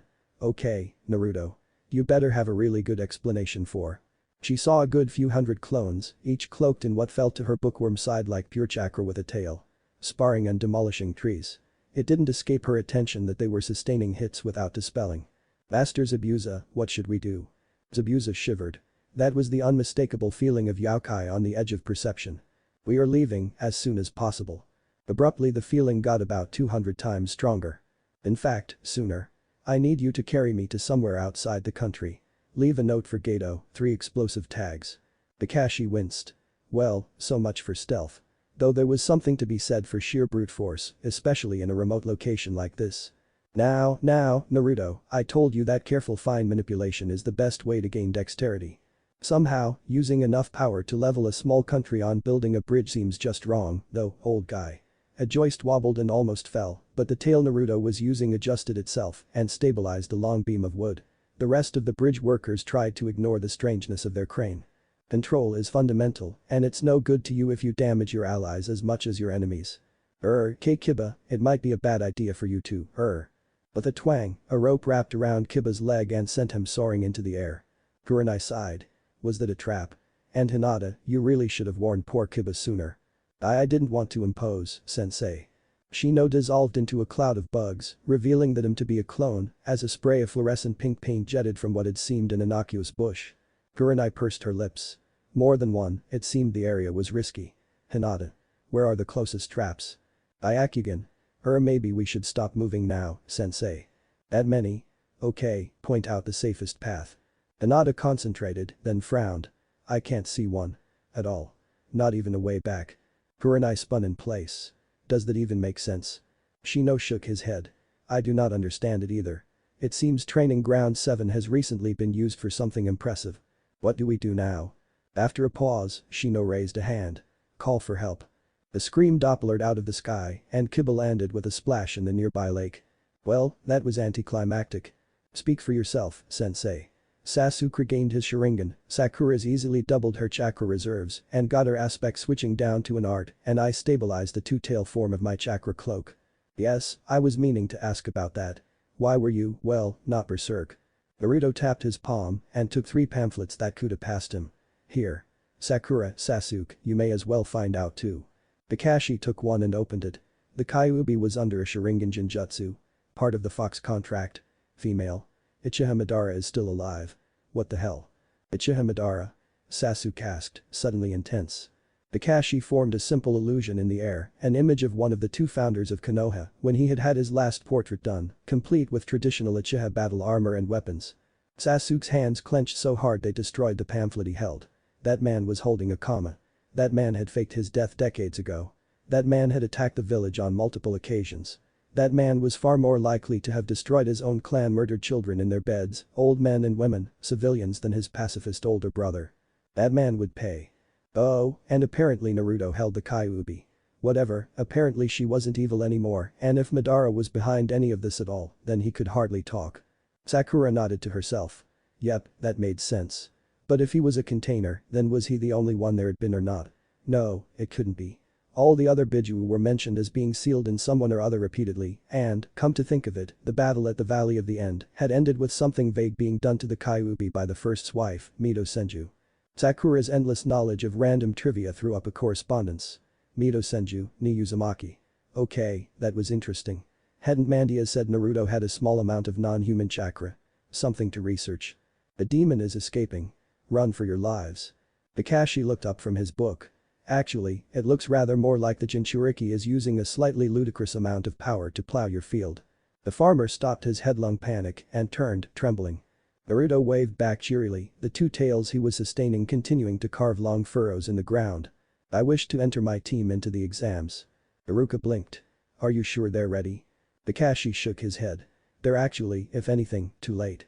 Sakura's resolved that split personality of hers into a combat boost, giving her Chunin level to Jutsu and probably pretty good illusion abilities as well, if her clones are anything to go by. Sasuke's got his Sharingan and a small repertoire of very basic techniques from all 5 elements camping stuff, basically, as well as pretty good elemental techniques in fire. As for Naruto, well, did you know that shadow clones of a Jinchuriki can form and stabilize a chakra cloak? The other Jonin carefully noted to tell their students to stay away from Team 7. Morning, Sand Ninja. Sakura commented as she walked past. Tell me, were you planning on holding the grandson of the head of your allied village hostage, or did it just happen? Kankuro, Tamari. Stop making a scene. Gaara said from his perch. As Kankuro gasped and flinched away from his brother, Naruto ambled over. You seem somehow similar to me. You have a summon contract. Gaara blinked. I do not. Oh, they're really cool. You do this string of hand seals, channel a good amount of chakra, bite your thumb, and slap it on the ground. Naruto demonstrated, and with a poof of smoke Aya appeared. Morning. Ooh, he looks fun. Are we going to fight him? Or not? Not today, Aya. I was just demonstrating. Gaara silently worked the hand seals, bit his thumb getting a good deal of sand as well, but some blood and slapped down his hand. And vanished. Tamari gaped. Did you just make Gaara self-destruct? Naruto grinned. Nope. And he should be back in a few seconds. But the bamf, Gaara reappeared. He seemed exactly the same as he had before, except for a small tanuki on his shoulder. He was stroking it. The sand doesn't kill it. His voice was wondering. Not like the puppy or the fish or the cat or Tamari's boyfriend. He turned his eyes to her. Sorry about that, by the way. He seemed to slap you on the shoulder and I just saw yellow. Then red. Lots of red. Then I left the room because there really was rather a lot of blood on the walls. Sewer. Tamari stuttered. We are going back to our hotel room to wait for the exams to start. And I am going to see what other raccoons and raccoon dogs I can summon. Thank you. Naruto grinned. Uzumaki Naruto, future Hokage. The first test is if you can answer those questions, is it? Right. Kuda, Naruto sub-vocalized, can you manage to copy Hinata's paper from my neck? I can read it from there, I'll let you know what she writes. Neat. Okay. Keen, Nii, Aya, head on to the center of the forest. When I summon Keen, you two summon us there. Keen nodded for all of them. Understood. The larger fox loped off into the forest, followed by Nii and Aya. Oh, okay. So you're an infiltration specialist. Well, take this. Summoning. Speedster. Ichimaru puffed into reality. Morning. Ooh, a fight. Budo. The range genin flinched as a nip drew blood from his lower arm. He hadn't even seen the silvery fox move. Hey, I'm bored. Budo regen. Ah. Get it off me. Get it off me. Sakura and Sasuke watched as one of the fox summon savaged their enemy at several hundred strikes a second, apparently having time between the attacks to lean back and relax if the flickering, hazy image they were getting was any indication. Eventually the range genin managed to run out of the range of Budo Regen entirely, and Ichimaru dispersed. Naruto sent Kori after him to keep an eye out and returned to concentrating on moving through the forest. Naruto grinned in satisfaction as the giant snake rained down around him. Nothing like 2 tails of chakra cloak to give anything a severe case of indigestion. Right, report time. Kori, he asked, summoning the fox, did you get anything from the rain team? Yes. The illusion master flicked his tail tip and the cloaking illusions on 2 scrolls dropped. One scroll that seems to be the opposite of the one you had Earth to Heaven and another one I can't open. Good. Naruto took the scrolls from his summon. Right, time to cheat. Keen. The fire fox appeared in a puff of smoke and then all 3 in the clearing vanished. See here, the prey gives the predator something too. Sakura and Sasuke disappeared in clouds of smoke. The Sannin frowned. Damn. Okay, Naruto, how the hell did you manage to complete the Forest of Death in an hour and a half? Reverse summoning. Now, Sakura, any idea what this is? Sakura switched aspects to her knowledge side and took a look. It reminds me of those summon contracts you gave us, actually, but it's a lot bigger. Hang on a sec. Naruto, mind letting me see the main fox contract? A quick summon later, and Sakura and Lani were comparing the 2 huge scrolls. Yes, I see what you mean. This is similar to our own core summon contract, but it's aligned differently. Kori, where was this? In the pack, I think it might actually have been forgotten in there. Well, if we want to find out what it is, Sakura, you're the only one without a master contract. Want to give it a go? Sakura blinked and clenched her fists. Yeah. She slashed her blood across the prepared channel at the base of the scroll, and a sleek otter appeared in the room. Woo, that's a rush. Oh, hello. I see someone finally bothered to try our contract again. Sasuke nodded to himself. Creatures of 2 worlds, land and water appropriate. Naruto looked around. Several teams had made it through. 1 sand team, including the new raccoon summoner, and 1 sound team. The other 5 teams were all Konoha. That was neat. Clearly the home team advantage was strong. Either that or Konoha's genin were freaky strong. Most of the ninja in the forest were equipped with fairly standard attacks, whereas every Konohinin had something clan-based or personal that was hard to beat. Except for that Kabuto guy who just gave up. Again. Man, he sucked. Naruto vs Yoroi Akato. Suo, how much chakra can you drain? At least as much as a strong jonin. Yoroi boasted, holding Naruto's arm. Right. Naruto snickered. And the more chakra the target's using, the faster it drains. Yes. I can shut down any technique you try to pull. Actually, I'm surprised you've not run out of chakra already. Naruto pulled on his initial Jinchuriki state and Yoroi promptly collapsed to the floor twitching. Okay, that was just sad. Ino vs Kankuro. Ino threw the special hand seal for Yamanaka techniques and sent a possession attack at her opponent. As soon as it hit, the bundle of bandages burst open and Kankuro rolled out. Ha! You only possessed my puppet. My combat puppet with all my weapons help. Damari glanced at the slumped body of Ino. Can you even possess a puppet? Apparently. Gaara muttered. Sasuke vs Shikamaru. Sasuke blinked to rest his watering eyes. Shikamaru was just annoying. He barely moved, yet the Uchiha was being strained keeping track of the shadow possession that was flicking all over the place. Then he had an idea and began working on one of his new camping techniques. Among the most minor of jutsu, this was a simple lightning technique that allowed you to read at night. But Sasuke decided to take a leaf out of Naruto's book and overloaded it 30 or so times. The resultant flare of light was bright enough to banish most of the shadows in the arena and weaken the Nara's own mutable shadow, so Sasuke began to push the advantage thus granted. The end came quickly. By summoning a pair of wind-aligned hawks drawing the eye of everyone in the room and using their powerful wings to augment his phoenix flower, Sasuke managed to catch Shikamaru in a ring of fire. Since his shadow couldn't cross the flames themselves, Shikamaru found himself checkmated and gave up gracefully. Gaara vs Shino. The two stared at one another. Gaara spoke first, after a good few minutes of silence. I use sand. It acts as an ultimate defense and has essentially never been breached. Shino considered. I use insects. They allow me to use clones extremely hard to distinguish from the normal me and let me drain chakra at range. Gaara nodded. I have more chakra than most ninja below cage, so draining me would be an exercise in futility. In addition, were I to catch a clone in my sand I could crush it and destroy the insects. Eventually you would run out of them, leaving you vulnerable. Shino took a windmill shuriken from a coat pocket and threw it with a flourish. It hit the sand defense and bounced away. Shino nodded to himself. Then this will be a battle of wills. The two continued staring. 15 minutes after their match started, Shino turned away. I concede. Izumi vs Hinata. The older Konohinin pounced as soon as the battle began, wrapping himself around Hinata. Got you now. Give up or he trailed off. Hinata's eyes flashed into the Byakugan. You are completely within the range of my divination.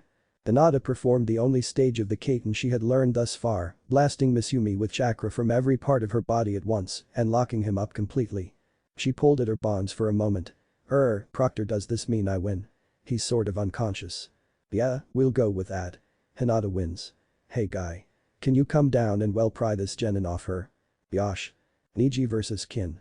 Hinata glanced between the two ninja. Sensei, is it me or do those two look really alike? Kurenai blinked and paid closer attention. They really do. Then she winced. Ouch. Not much point being an illusionist against a Hyuga. Niji wins. Lee vs Kiba. That's a Gyurg. Slam. Thud. Kurenai winced again. That boy, he's strong, fast and skilled, as well as actually nice, but he needs to learn restraint. Yosh. Lee. You have defeated another Taijutsu-focused opponent. Sensei. Everyone in the Konoha contingent looked away. Damari glanced around her at the flinching ninja. What's the problem, Ga? Gaara's sand formed a shield to protect him from the sunset of youth. Osu vs Damari. Damari quirked an eyebrow. Sound nin. Right, goodbye. Breakthrough. Osu's ability required getting close to his opponent and it wasn't much of a prospect against Asuna Wind Mistress. He, like Kiba, was quickly introduced to the wall. Zaku vs Tenten. Tenten slammed back into the wall from one of Zaku's attacks and winced. The sound genin crowed. No ranged attack works on me. I can blow away all your attacks. He gestured to the sea of weapons all across the floor. The Konoha genin smiled grimly. So, tell me. Zaku, do you have enough arms? She waved her fingers, shaking out the wires attached to them, and yanked. Zaku noticed that all her weapons were now flying at him from every direction. Well, phew. Crash. Winner, Tenten. And someone get a medic. Sakura vs Choji. Sakura jumped lightly onto the floor and switched to her bookish aspect. A few clones to allow her to get close, then switch when she was in range and land a hit. Should work. And if it didn't, well, she had Tag and the other otters she'd managed to summon. Doji turned to Asuma. She looks scary now, can I just not fight? Asuma sighed. Okay, fine, go ahead. At least Ino made it to the finals. Kakashi blinked. That was anticlimactic. Wait, hang on, he looked at the genin who would be in the Chunin exams. Naruto, Sakura, Sasuke, Temari, Gaara, Neji, Lee, Tenten, Ino, Hinata. I had noticed it too. My eternal rival. Shall we make it a challenge to see which of our youthful genin get promoted? If one of us manages a clean sweep, then we will have trained a team similar to the 3 Sannin. The proctor held up a board with the matches for the next month. Naruto v Neji, Tenten v Temari, Sakura v Ino, Lee v Hinata, Sasuke v Gaara. Then the winners of the first 2 matches would fight, as would the winners of the last 2, then the winner of the first block and of the third first round match, then the final. Sasuke, I'll train you. Sakura, it might be better if you worked with Abisu here to refine your low and mid-level techniques to better use your great control. Naruto, sorry, but everyone I could find is occupied except Kurenai, and I don't think you're cut out to be an illusionist. Nah, that's fine, I'll just ask Mandias if I can't find anyone else. So you're the Kyuubi container, huh? How about I teach you something really impressive? Naruto looked at the old toad summoner, remembering that day last year when he'd first seen the man. Sure, go ahead. Now, watch this. Summoning. A toad appeared in a cloud of smoke. Naruto waited. That's it. Didn't you ask the old man about me? What do you mean? The boy rolled his eyes and sat down. Jiraiya gasped in shock as he felt the familiar feel of sage chakra. Wait. What are? Summoning. Beat this. Mandias stretched as the smoke cleared. Oh, hello again, Naruto. And who's this? Jiraiya was frozen, his face twitching as his mind rebooted. The kid just used sage chakra. Perfectly. And he already has a summon contract. Just brilliant. Okay, how the hell can you mold nature energy that well? Naruto frowned. It's not perfect, I mean, I can't keep it when I move, you know. Mandias slipped his tail into Naruto's pocket and pulled out one of the pamphlets. Here, this might help. Jiraiya took it. Impressive, but can you access the Kyuubi's chakra yet? Naruto raised an eyebrow and entered one-tailed chakra cloak. Oh. Ever heard of the Rasengan? Oh, wow, something actually new. Teach me.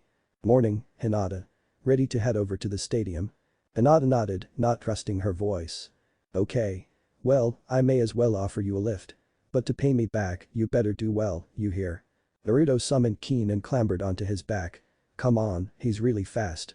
Neji spun into the Hyuga ultimate defense, the Kaiten, shedding the incoming attack and popping the clones. Naruto bit his thumb and slapped it on the ground. Summoning. Death from below. With a grinding roar, an enormous pair of jaws burst from the ground around his opponent and closed around Neji in his entirety before disappearing back into the ground. The proctor blinked. Is he dead? Naruto shook his head. Give it a minute. The great red maw burst from the ground again and its eyes crossed. With a ptooey sound, Neji was spat out of the fox's mouth before it dispersed and began shivering in place. Genma walked over to the branch Hyuga. Are ya okay?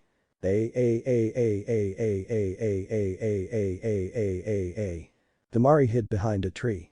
This seems so wrong somehow.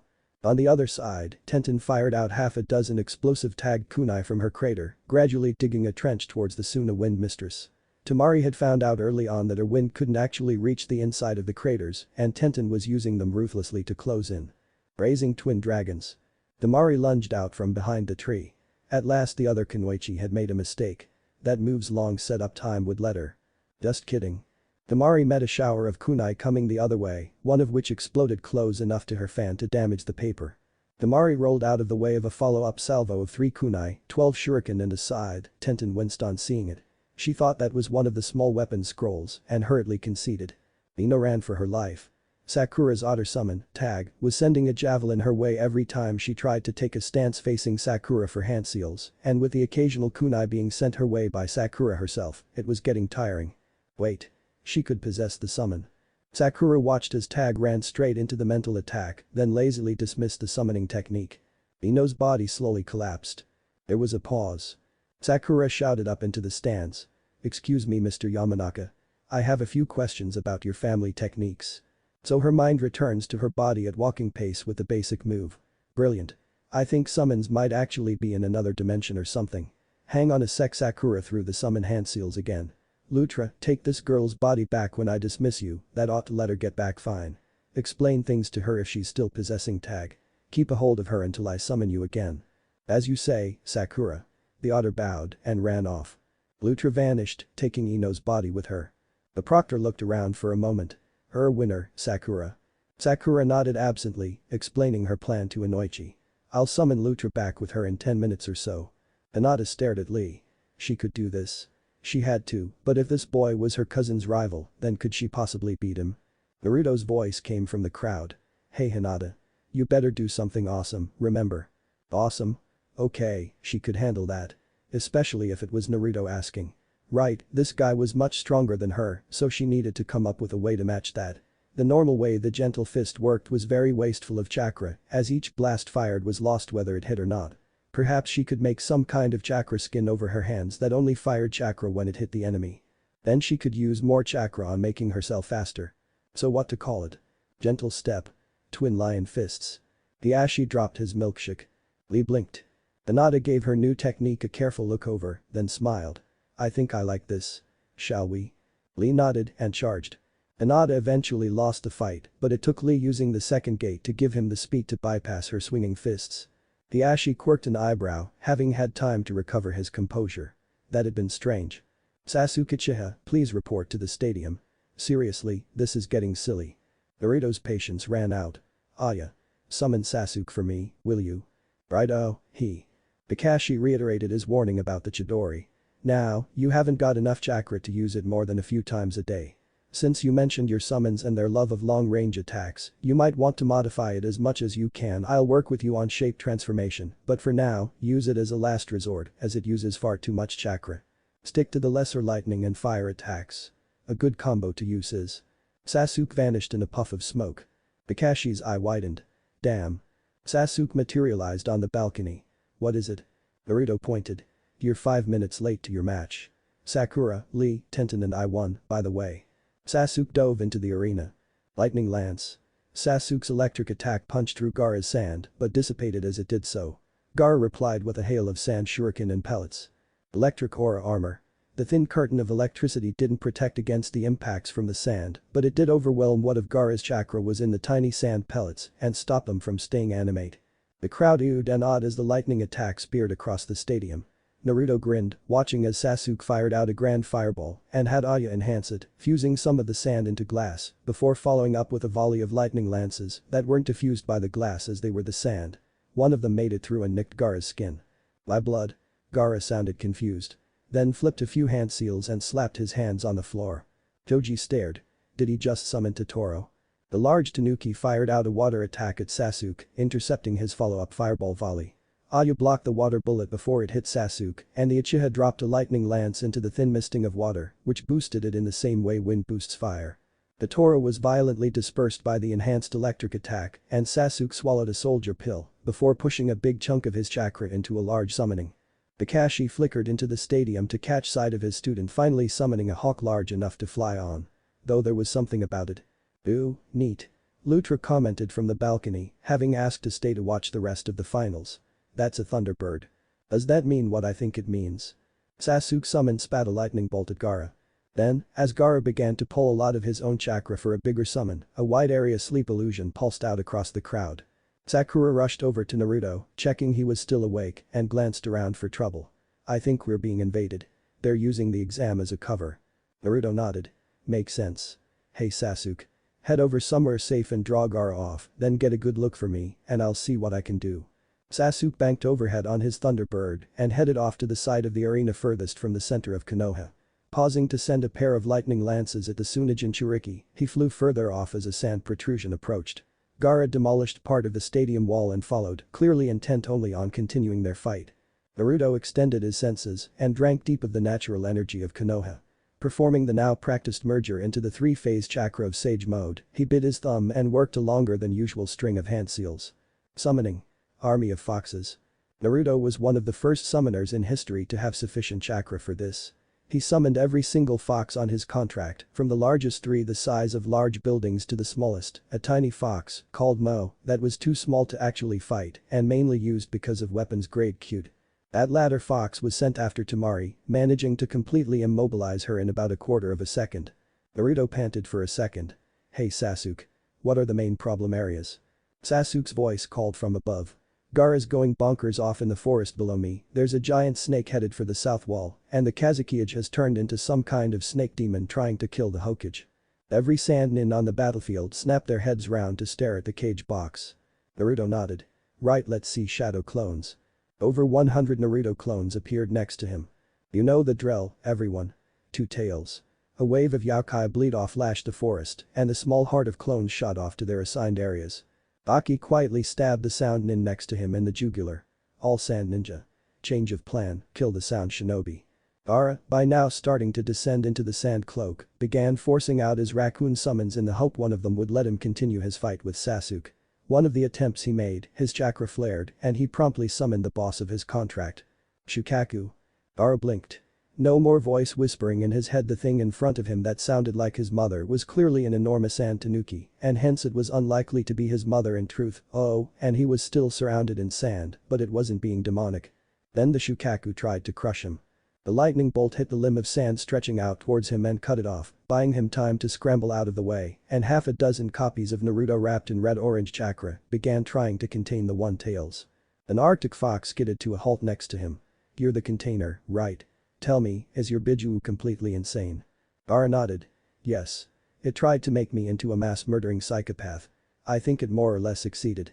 Bright Mandias lunged forward and snapped up some of the sand raining off the tanuki, tasting it before spitting it out. "Bleh.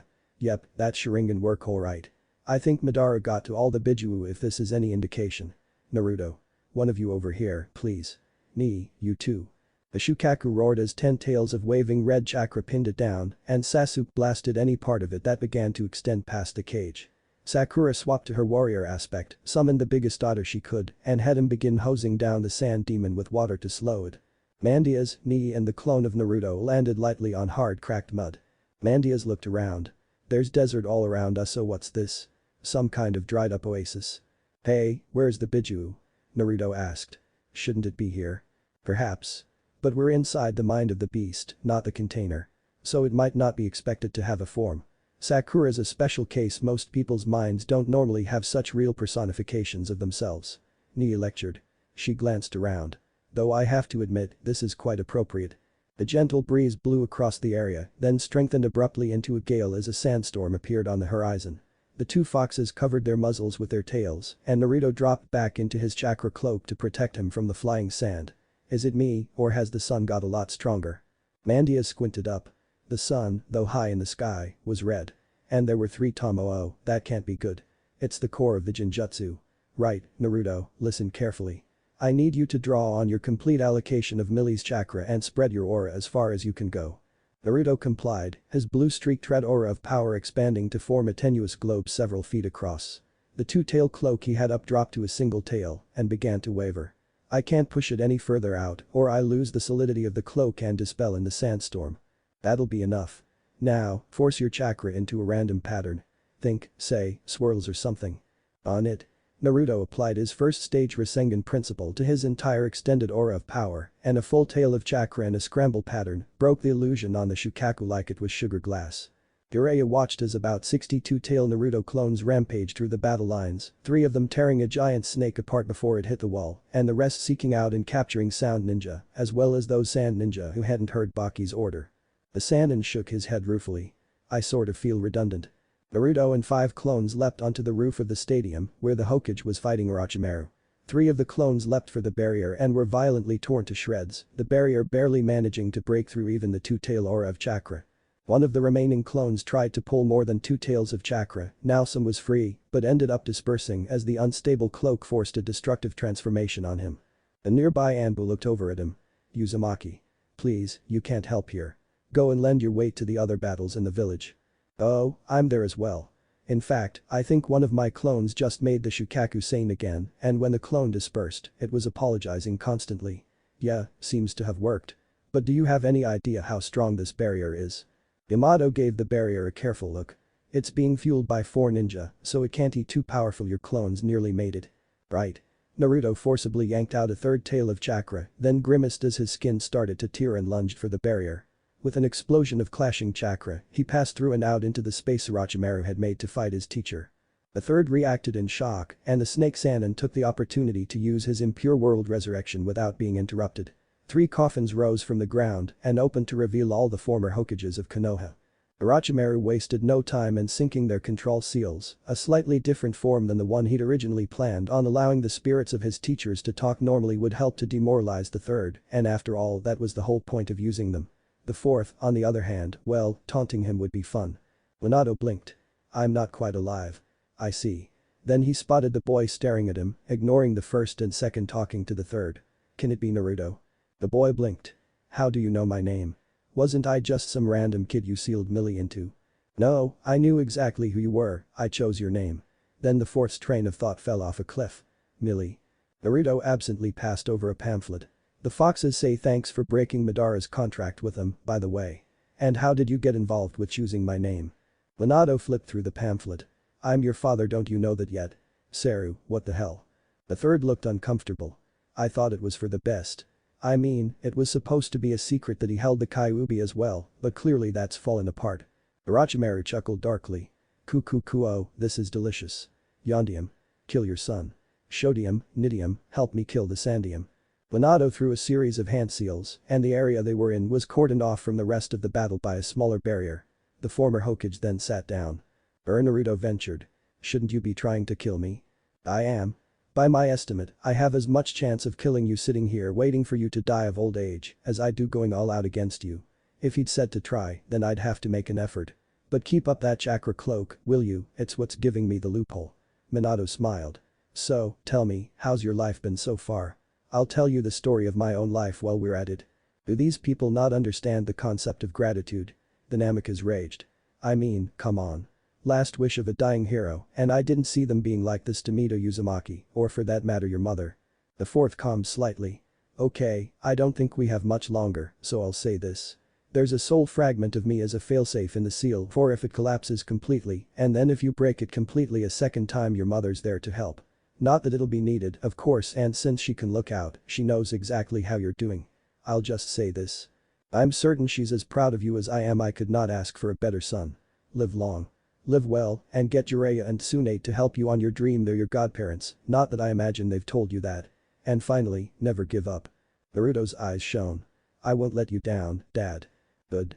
Now, the best way to dispel this animation technique is probably going to be blowing my head off. I know it can't be a nice thing to do, but it has to be done. Dad. Naruto's chakra tails lashed out and he turned away sobbing as he destroyed the facsimile of his hero of his father. Then he charged Orochimaru, who was so surprised that the demon had beaten the fourth that he barely dodged the trio of lunging tails. The third seized the moment and used Enma to knock the Kusanagi into the ceiling barrier and render it unreachable. Then Naruto smashed the first 2 Hokages and Orochimaru dropped the barrier to run. Sarutobi looked over the half-demolished landscape of Konoha and at the 30 or 40 Naruto clones running around it in 2-tailed form, still keeping an eye on things. Sighing, he turned to the original, sat on the roof next to him. I'm truly sorry, Naruto. I planned on telling you when you reached Jonin, but I was wrong to think like that. If there's one thing the invasion really brought home to me, it's that I am in no way immortal. I plan on releasing what there was your parents left to you tomorrow, and I'm almost certain you'll get promoted. Hey, don't forget Sakura and Sasuke, old man. They were a great help against the Shukaku. Indeed. How is young Gaara, anyway? He's, well, calm I suppose. He's kind of coming to terms with the idea that the Bijuu was both not his mother and insane, and with the loss of his father. Apparently the sand's now a permanent part of his system. It actually defended him against the Tanuki before I restrained it, and he says he'll consider it a memorial to his real mother. Neatly resolved, then. And I agree with what you say, my predecessor and successor said. I'm proud of you, Naruto. Thanks. Naruto rubbed the back of his head awkwardly. Sorry, guys, I'm not going to be working with you the next couple of months. I have to go and get Tsunade of the Sannin back to Konoha because Jiraiya thinks it might help him persuade her if I came along. Sakura nodded. Makes sense. I mean, she is your closest living relative. Naruto looked shocked. What? Her grandmother was Mito Senju, ni Uzumaki. So she's descended from another member of the Uzumaki clan. You missed that. Oh, so that's where the name's familiar from. My dad said she used to be the Kyuubi container back when she was alive. Your dad? Sasuke asked, interested. Yeah, talk about a dream come true. Orochimaru summoned back all the old Hokages back when he was trying to kill the old man, and it turns out that the fourth was my dad. Kakashi slowly fell over in shock. Sasuke considered, nodded, then went back to learning shape manipulation. He had this idea for making the Chidori into things like laser beams, or senbon, or shuriken, or oh, so many ideas. Naruto grinned. And hey, maybe when I get back I'll teach you guys the Rasengan. It's pretty neat, and Jiraiya said how it might be possible to add elements to it. Kakashi twitched. Didn't sensei never manage that? How much is Naruto going to break the normal rules of being a ninja, anyway? Ideas credit, often just something I saw and liked, sorry. Angel of Snapdragons for several things probably, like the false transformation instructions Naruto got. Shaperks for the gold-black chakra concept and the true names. Among others. Summons. Fox. Keen. Original. Hori. Original, illusion-based. Illusions are fragile but subtle due to unusual inducement. Lani. Ozzy and Millie, Milani Minerva Mud. Mandias. Ozzy and Millie, Ozymandias. Kyuubi Millie. Millicent Mahabital Mud, Ozzy and Millie. Ichimaru. Bleach, Jin Ichimaru. Kuda. Technically original, but based on the interpretation of Kudajitsune from Digimon Savers. The tattoo thing is from the Dragonback series by Timothy Zahn. A third turned. Ah, Danzo. Good morning.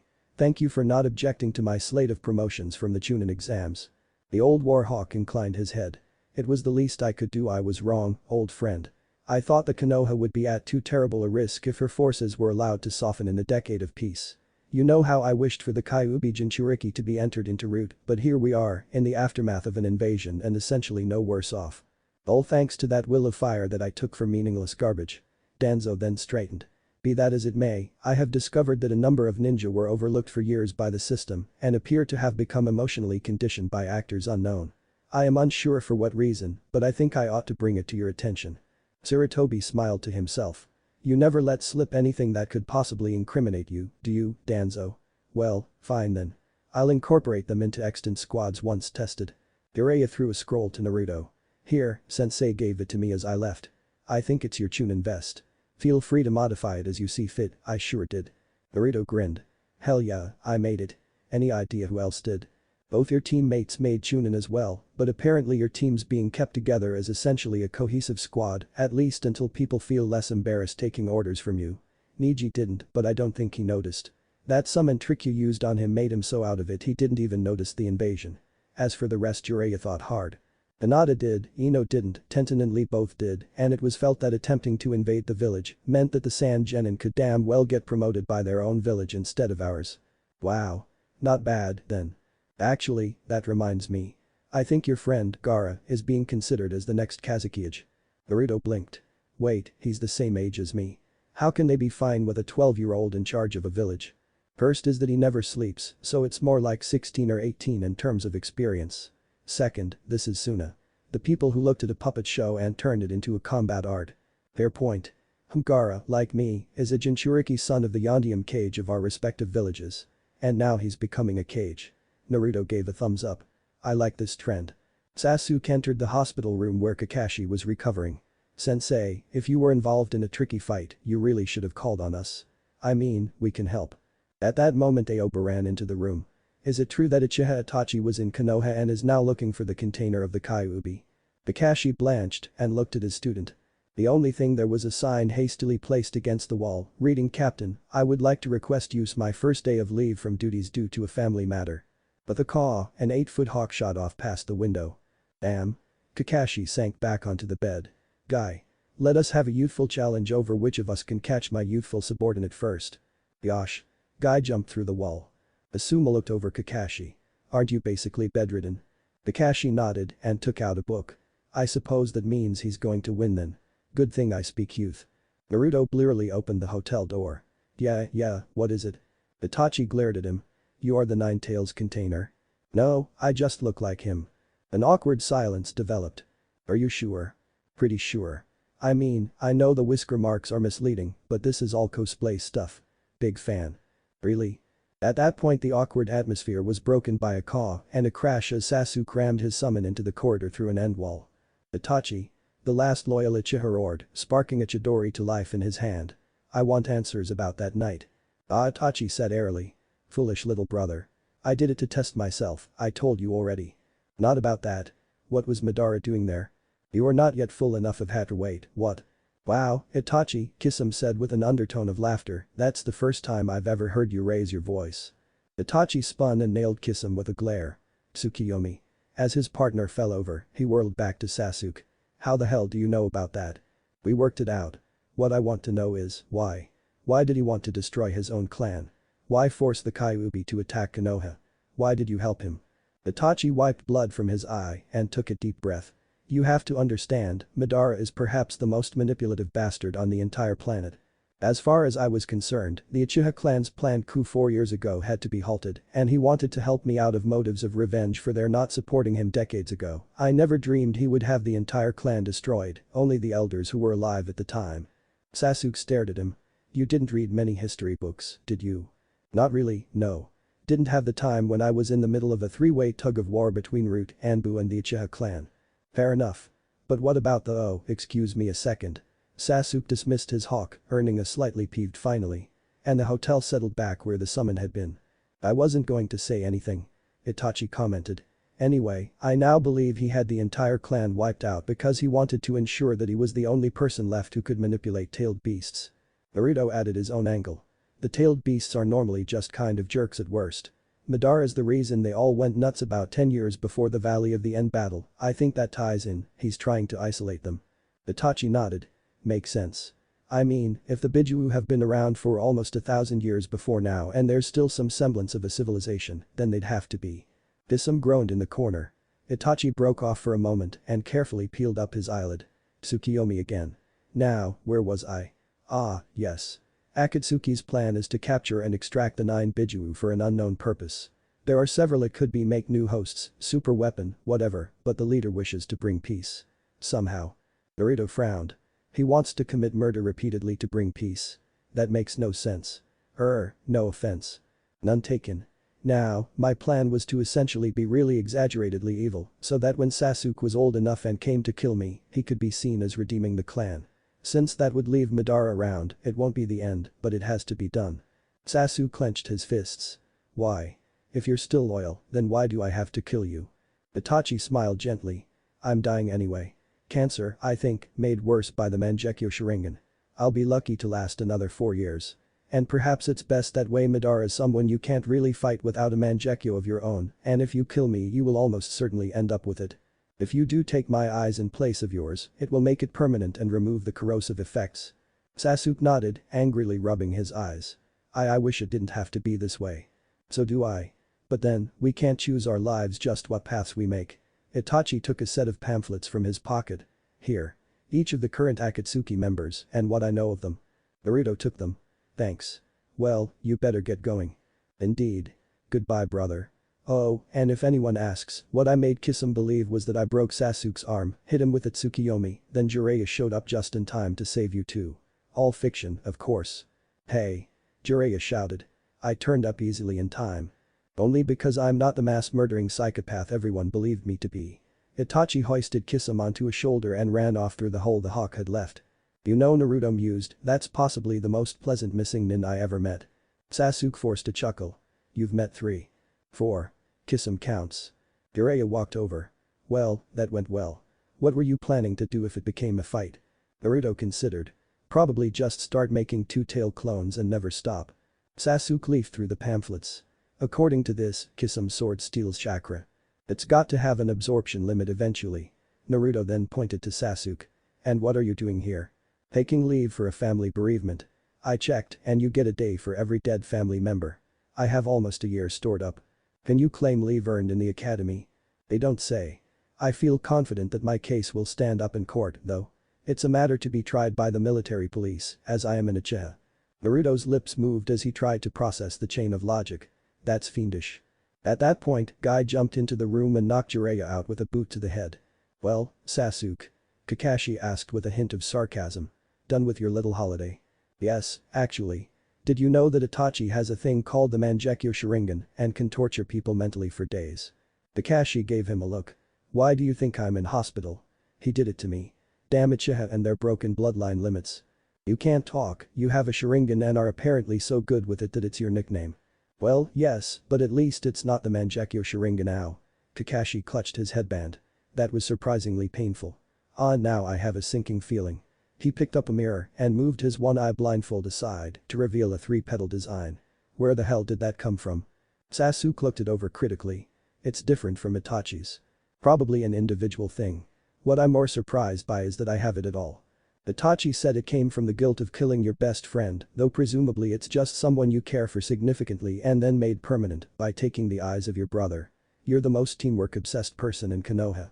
Who the hell did you kill? Kakashi looked down.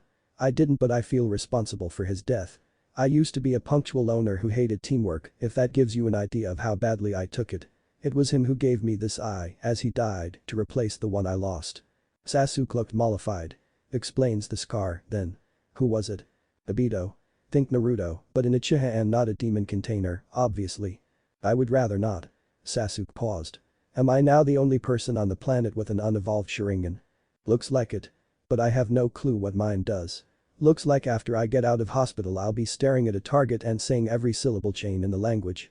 Itachi's powers are named based on mythology, if that helps. Brat.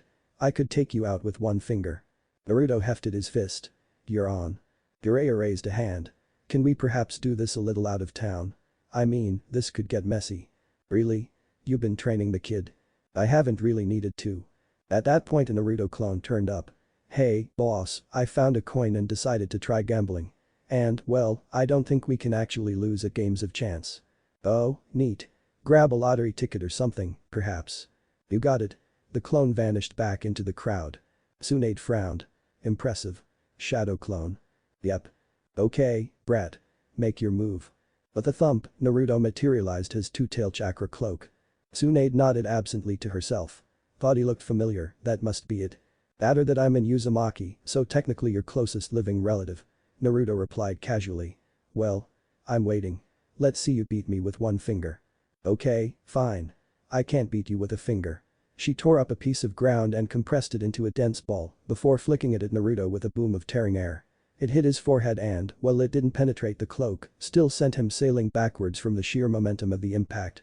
He eventually came back to earth with a thump when his trajectory intercepted with a rock spire. Ow. See, kid. Tsunade strolled over, her former teammate and current apprentice behind her. Not so easy to beat a Sannin, is it? I got Orochimaru to go away. Blew his zombie Hokages up and stopped them from killing the old man. Naruto rubbed his forehead, his hand passing easily through the cloak. Geez, you hit worse than Sakura. Shizune stared. Are you okay? That much blunt force impact would at least concuss most people. Part of being the container is a pretty sweet passive regeneration. It's sort of necessary as going above about the three-tail limit still means I begin to destabilize. She continued staring. How exactly are you unconcerned about that? I mean, if I knew my body would break down under the strain of anything, I'd panic over it. Name me an S-class ninja without something like that. Shizune thought. The fourth. Dad's last technique did kill him, though. And mine's sticking to living ninja. The third. Breaking out the same technique before I intervened. Jiraiya. Jiraiya shook his head. Sage mode's incomplete for me. I get disfigurements which, while minor, still amount to spontaneous warts in my nose changing size. Shizune had to think hard. What about the current Raikage? I don't know much about him, so I have to concede the point. Bet he has something like it in reserve, though. Naruto lay back on the rock spire, which began crumbling ever so slightly under the pressure. But you take my point. At least I can fix it. Tsunade looked fascinated. So, does your regeneration mean you age faster, like mine does? Are you kidding? I'm short for 12, let alone 14 or whatever I'd be with that. It's related to shapeshifting, if that helps. She rubbed her chin. I'd love to study that. Well, if you would only come back to Konoha, then you'd have the chance. And it would be great for my teammate, too, she's a real fan of yours. Half the Kunoichi in the elemental countries are fans of mine, brat, I'm one of the only cage rank female ninja. Though apparently there's someone in Mist who's getting there. Naruto dropped his cloak and pulled out the set of pamphlets Itachi had given him. Hang on, there's someone on here as well. One of the members of Akatsuki is female. Wow, blue hair. Jiraiya started with shock. Let me see that. Naruto passed over the dossiers. When Jiraiya had them, he gasped. Conan, she's still alive. And an S-class ninja, as well. Tsunade snapped her fingers, trying to remember. Conan, that orphan girl from AIM. The one with the origami techniques. Jiraiya nodded. Yes. And while that sounds a bit pathetic, one must remember that explosive tags are made of paper. I have to wonder if the other two are also alive. Hang on, this is Yahiko. But with the Rinnegan. This makes no sense. Nagato was the one with the Rinnegan. Is the Rinnegan another of those eye powers? Like the Sharingan? Yes, actually.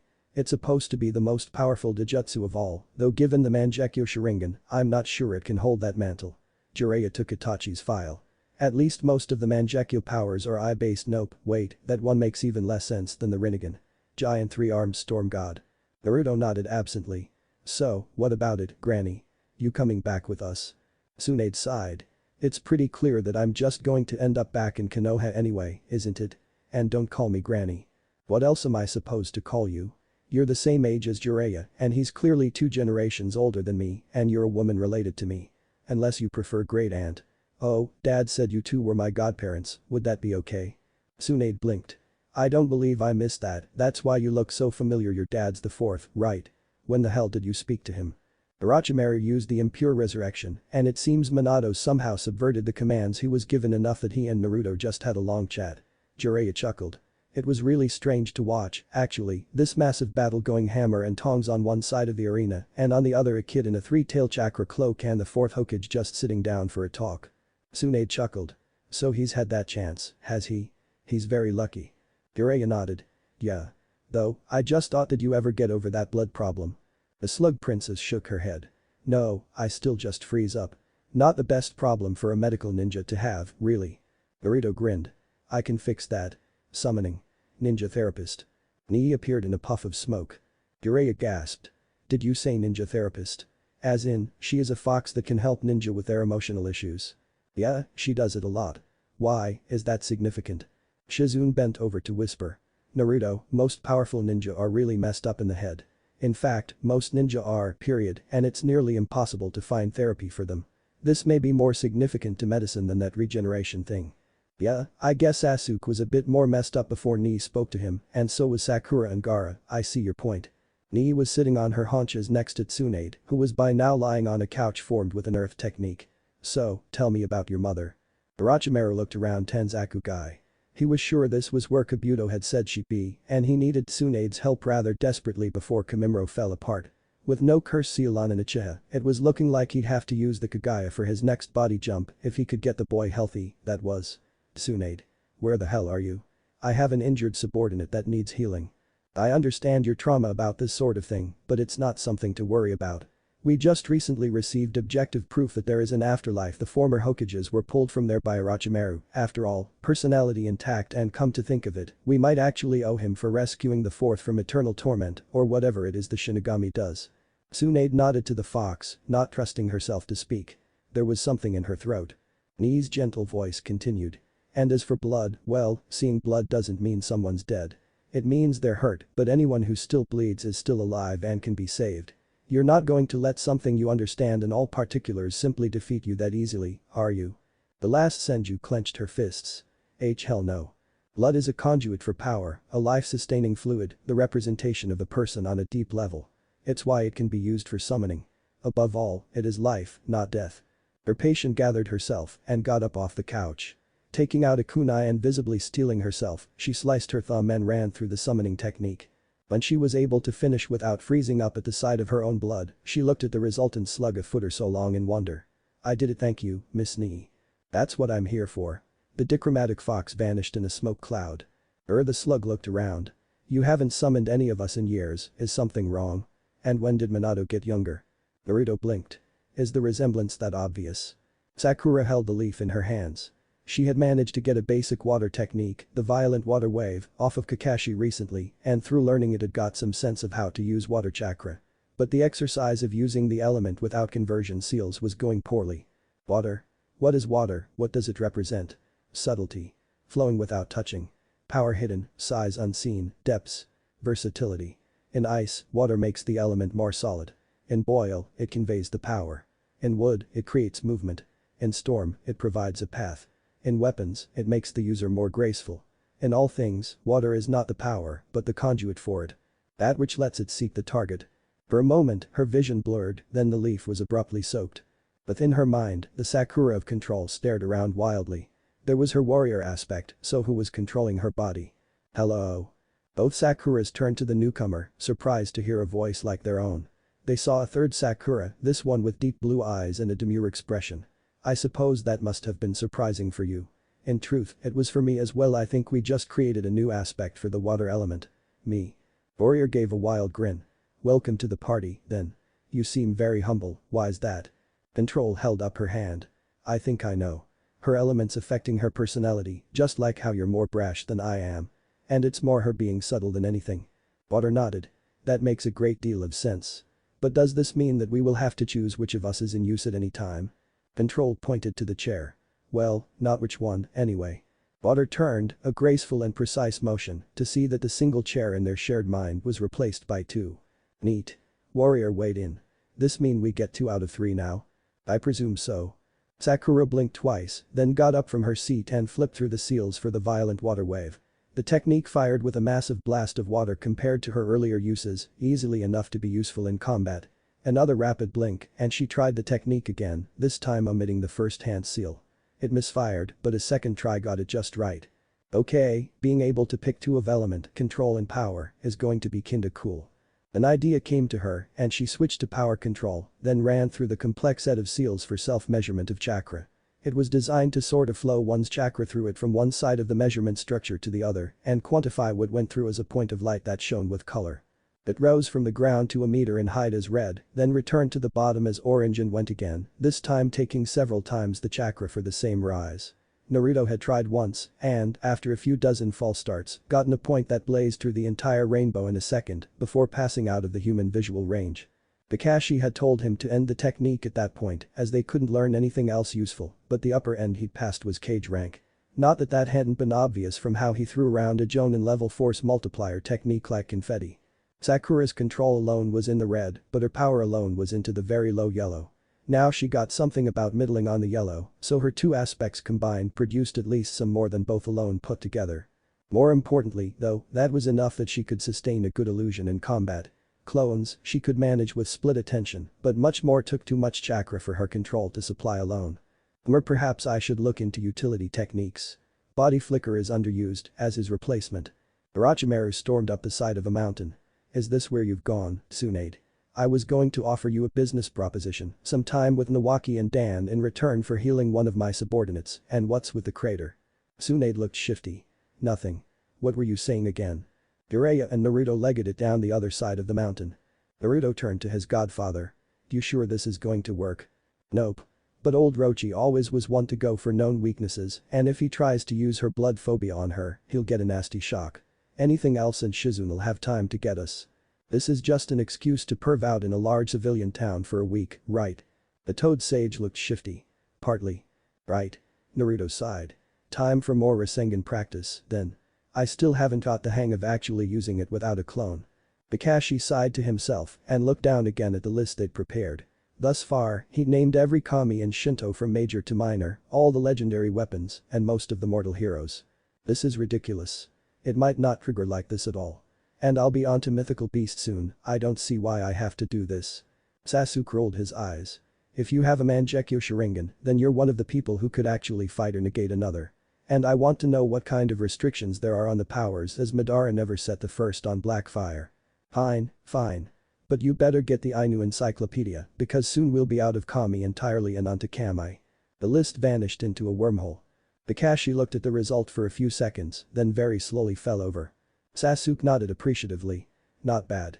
How much chakra did that take? Medic. No blood either. You somehow got the eternal Mangekyo from the transplant. Maybe your friend felt as guilty about you losing your eye in those last minutes or something. Get me medical attention, damn it. And cover my eye before you go. Okay, let's have a look at you. Tsunade grabbed Kamimuro's arm and dragged him over to a small depression. Let's see, what are your symptoms? Sniffle. Headache. Perhaps a bit of cramp. Kamimuro glared at her. I am a Kagaya. I literally rip my bones out of my body to use as weapons. The Senju nodded absently. Right, so you're probably calcium deficient. And my guess is that you don't actually get any proper medical checkups for how a poorly understood bloodline interacts with that tuberculosis, either. Orochimaru strode over, chuckling. Don't think I haven't tried, Tsunade. His bodily structure is radically different to that of anyone else I could experiment on. Orochimaru, are you actually capable of learning something without leaving a trail of corpses? Shizune asked curiously. Well, I tried once, but that was the whole incident with the wood element. Turns out that injecting 60 orphans with a dangerous, untested serum which may or may not even involve the first genetic material was a bad idea. Who knew? The snake-sanin mused absently. Even Kimimaro was looking a bit put off. For the first time, I'm glad that I'm the last of my bloodline. You didn't know if it contained his genetic material? Tsunade asked. His body was actually mostly missing by the time I got to it. There were signs the coffin had been opened before. Several times. Shizune frowned. That's kind of worrying. Tell me about it. The second was much more intact, but a quick test revealed no evidence of his water ability being an actual bloodline gift, and I lost interest. As for the fourth, well, that was no good either. His speed was completely unrelated to any bloodline, not even the swift release. Orochimaru rambled. Worst of all, though, was that I couldn't find a single Uchiha body. And when I went after Itachi, well, best not talk about that. Tsunade had largely tuned out her former teammates' rambling, as it was mostly focused on his wide-scale desecration of the graves of her family, but something made her pause her diagnosis technique. Wait, how did you not get an Uchiha? There were about 300 or so of them. I have no idea. At first I expected that Konoha had taken them all, but when the ninja forces failed to upgrade to Sharingan eyes like Kakashi, well, so much for that. Tsunade rolled her eyes. And morality plays no part in it, I'm sure. Well, yes. Danzo is still alive. Kimimaro rolled his arms experimentally. I can actually move properly. That hasn't happened for years. Tsunade wiped sweat from her brow. Don't strain yourself for a while. That means no major combat, no strenuous training, and no opening the gates. But I don't open the gates. The Kagaya looked confused for a moment. You had severe damage to the Tenketsu and tissue around the gate of pain. That's where strain builds up faster than any other gate, so it's often seen on really serious Taijutsu users. That kind of scarring isn't found from anything else except being stabbed in the spine by a fire chakra blade. Orochimaru sighed, annoyed at having to reveal one of his secrets. Kimimaro, the curse seal is a stabilized form of opening the gates. Normally, it would reverse the effects by promoting healing as the gate of life shut down, though I assume in this case, it's not worked due to your illness. Tsunade nodded to herself. That would do it. Anyway, the damage is still quite bad, and as your lungs aren't toughened like the rest of your body, opening the fourth gate could lead to massive rupture of the pleural cavity. And that would be just nasty. Right. Now, Tsunade, Orochimaru gave a vicious grin, a promise is a promise. Mind getting your assistant over here? The technique does require a human sacrifice, and I'm all out of sound genin after what I did to bring the Hokages back. Shizune replied by firing a cloud of poison to obscure her position, and Tsunade frowned in momentary mental effort. The slug on Naruto's shoulder, underneath the jumpsuit, fired a brief burst of acid and dispersed. Naruto reacted to the sting even as it regenerated. It's time, Jiraiya. Brat. Jiraiya shouted as both leapt from the building. Use a respectful name for me like everyone else does. I know you better than they do, that must be it. Naruto replied, then bit his thumb and summoned Ichimaru. Get up there and summon me, Speedy. If you're sure. The silvery fox float off with a wash of displaced air. Jiraiya shook his head. Only you, kid, would use a summon to cover 2 miles of distance. By the time the old man had finished speaking, Naruto was gone. Orochimaru began by summoning mana. It was a good first step, as his summoning also involved a liberal amount of blood and would immobilize Tsunade. So it was with confidence that he slashed his thumb down his contract tattoo and invoked the most powerful of the snakes, along with 2 more as a support team. Where are my sacrifices, Orochimaru? You know I demand them. Manda roared as he materialized. Orochimaru chuckled. There's a town just downhill, that work. Called Tenzakugai or something, it's large enough to sate you. But kill Tsunade first, will you? The ground shook and Orochimaru returned his attention to the main battlefield. It wasn't an encouraging sight. Tsunade, rather than cowering in hemophobic shock, was bringing out her own giant slugs. Kabuto had emerged from his cover and was delaying engaging Shizune until his anti-poison technique was up. And Kimimaro wasn't killing either of his opponents. Why? Well, that would be because that infernal Kyuubi Jinchuriki was attempting to knock him unconscious for trying to attack Granny. Oh, Uzumaki. That was where he recognized the brat's name from when Kabuto had reported to him. Brilliant. He'd pissed off every surviving relative of the 3 dead Hokages at once, and they were all here. Both of them. At that point, Jiraiya arrived on the battlefield by way of Gamabunta, landing on one of his secondary summons. This just kept getting better and better. Oh, wow. Came a voice from the Jinchuriki. This is a big summon battle, right? I'll join in. Then a trio of foxes not the size of his own large snakes, but nearly appeared and began attempting seriously to fillet the other secondary snake summon. Orochimaru multiplied himself with clones and drew the Kusanagi. He hadn't planned on fighting both his former teammates, but he was confident he could make a good go of it. "So, what's the deal with you, anyway?" Naruto asked as a bone evaporated against his chakra cloak. Kimimaro frowned in annoyance and pulled out another. "I mean, that bone thing you're doing is just gross. And I don't think it's healthy either." "It is a bloodline, the dead bone pulse." Kimimaro replied and tried making his bone sword harder than steel. A quick test showed it to simply evaporate slower, and the other boy's dodging meant that it couldn't hit him before being too degraded to be any good. "It lets me manipulate the calcium in my bones." "Wow, that's kinda cool, but still disgusting." Aren't bloodlines found in families? Where's yours?" "I was the only Kagaya in a generation with this bloodline and used as a weapon against the people of Mist. I have heard that this was involved in strengthening the bloodline purges of the village." "Bloodline purges? That makes no sense. People with bloodlines fight better because they get a chance to survive long enough to get some experience. Why would anyone just kill off all their best ninja?" "I do not know. But the fourth Mizukage was involved. In any case, I owe my lord Orochimaru a great debt for saving me from a life of loneliness and misery." Naruto considered this as a chakra-enhanced tail whipped around with barely a moment of mental effort and intercepted a barrage of finger bones. "Seriously, that's not right.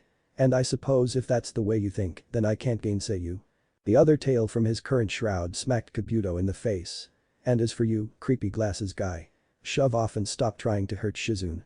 A shower of senbon needles volleyed after the traitorous Konoha ninja, and he was only able to block most of them, the remainder giving him quite an impressive set of piercings across the ears and cheeks.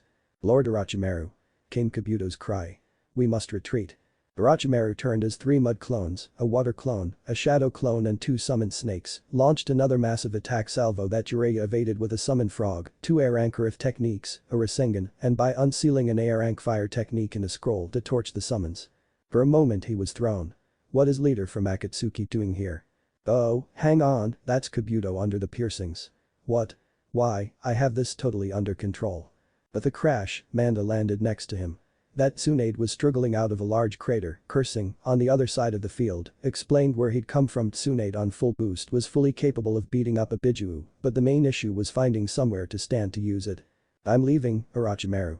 Next time, summon me to face Gamabunta or Kitsayu, not both." The great serpent vanished in a cloud of smoke. Orochimaru winced. Okay, maybe not totally. His clones had kept up their side of the battlefield, but when they launched 3 different elemental great dragon techniques at Jiraiya, the Toad Sage finally felt enough was enough and unleashed his own trump card. At the sight of Jiraiya entering Sage mode, the Kyuubi Jinchuriki not even fatigued from fighting Kimimaro for 5 minutes, the boy had in fact barely moved, his cloak protecting him, but Orochimaru hadn't been paying attention, and the enemy starting to win the summon war, he decided to cut his losses and preserve his gains.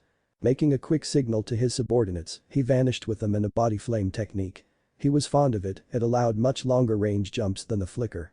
Plus it looked nice. Jiraiya released Sage mode and sighed. Well, he's gone. Tsunade scowled. "All that gaff about honored Sage mode and you being a sealing master and you forgot to ward the battlefield against long-range teleports. I don't know, Jiraiya, you seem to have lost your touch." The Toad Sage grinned, accepting the jab. "And what about you, Tsunade? Who was it I saw forgetting to harden the ground under her when she punched Manda?" He rounded on Naruto. "And did I see you having a little chat with that Kagaya in the middle of the battlefield? What was all that supposed to be about?" Naruto shrugged.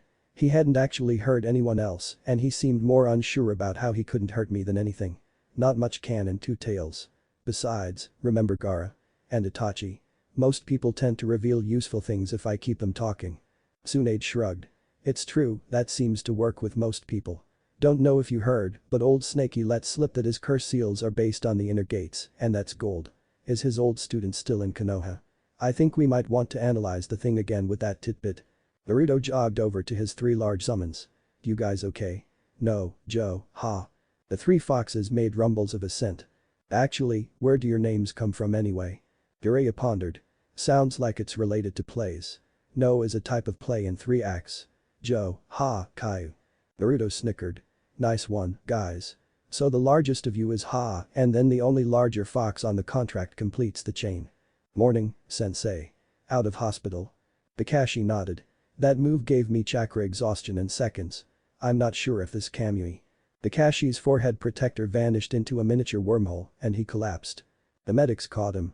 Wow, that was perhaps the shortest time anyone's ever been admitted to hospital twice for the exact same problem. Tsunade laughed. You're kidding. So after you got your summon contract by total accident, the same way as this idiot, she punctuated her sentence by cuffing Jiraiya around the head as he began to reach for Shizune, and then the Uchiha on your team got his by a similar little reverse summoning. Your third team member found a contract absolutely perfect for her in a backpack. Naruto nodded. Well, it was Kori who found it, but Sakura certainly took to the contract well. And we're all Chunin, so we seem to be following in the footsteps of your team granny. Brat. She shouted automatically. But go over the animals again. Why? Jiraiya rubbed his head. I'll lay off the super strength when you do that, Tsunade. You replaced half your yang chakra with spirit frog essence, you can bloody well take it. That's just mean, Jiraiya pouted. And as for what she was asking, the summons that our old team had shaped our relationship in initially subtle ways. Naruto thought for a second. Snake frog slug, oh, I see. It's like Jan, Ken, Pawn. Exactly. Snake beats frog beats slug and slug beats snake, though interestingly when we were last a team our personal battles would have gone the other way. I could beat Orochimaru at the time and so on. But our summons don't really have any connection, do they? Fox, hawk, otter.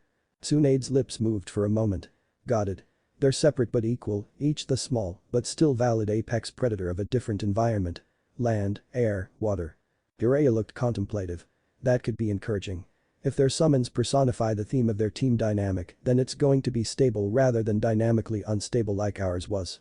That and we're all scared of Sakura. Hang on. Shizune was getting cross-eyed. You can form a Jinchuriki cloak and another person on your team is an Uchiha, the last loyal one if I recall, and you're scared of the Sakura.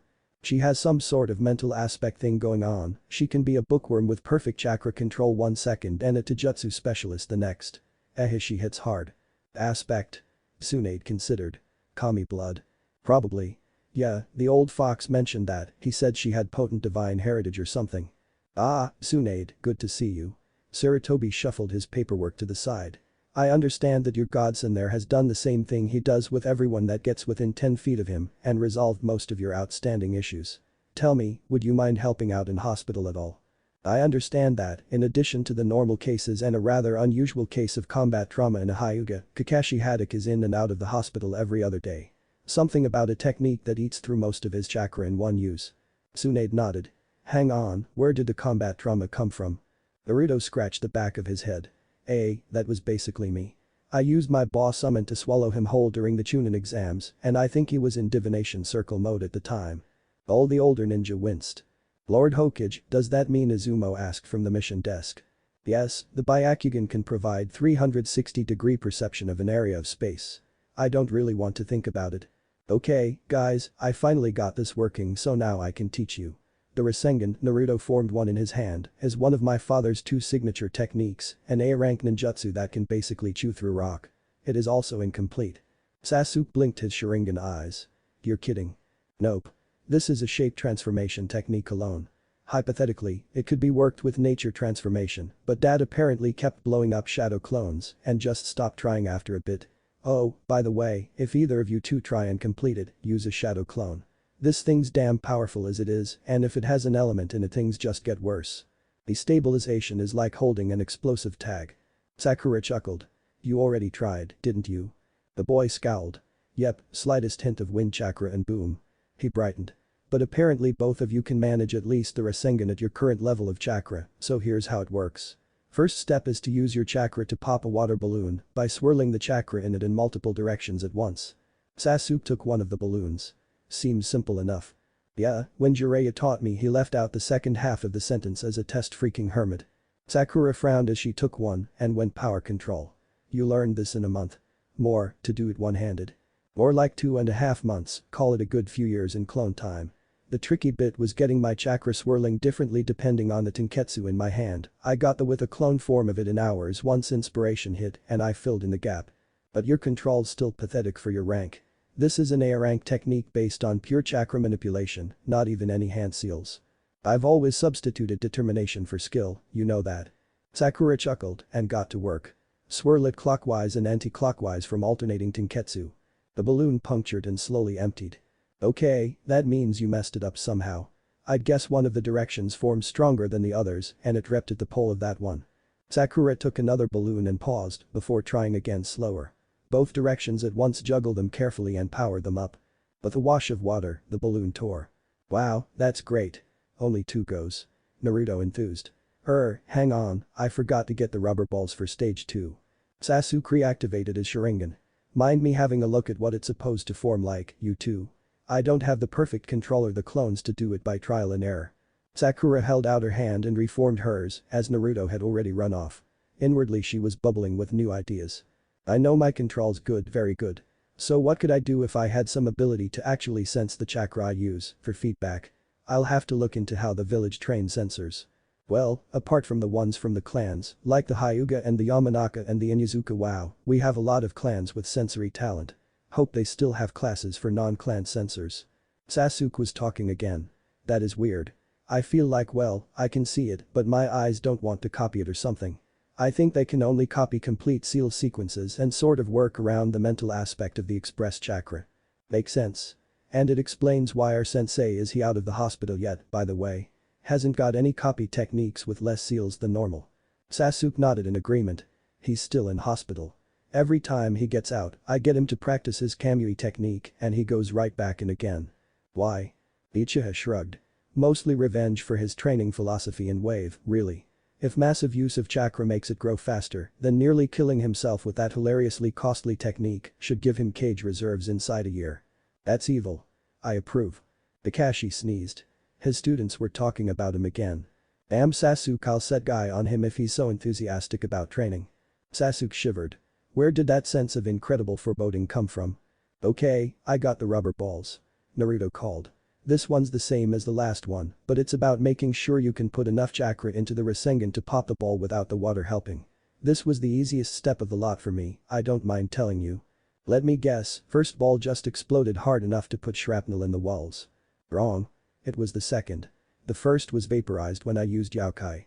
Kakashi strolled over to his 3 Chunin. Good news. I'm out of the hospital again. Sasuke spun to look at his sensei, dropping his rubber ball. Sensei, what's the name of your Mangekyo technique again? Kakashi flinched. You're not getting me with that one again. I refuse, categorically, to train in using the he noticed Sasuke looking eager. Unspecified and utterly not to be named technique anymore. Sasuke nodded. So it still activates whenever you say the name, then. Not my fault. Now, on to the point. You 3 have been hired, with me probably due to the show you put on in the exams for a mission in the land of snow. Basically, they have a recalcitrant princess who is now an actor they need brought back to her country to lead a revolution. Or make a film. Either or, really. The 3 just stared. Sasuke eventually spoke for them.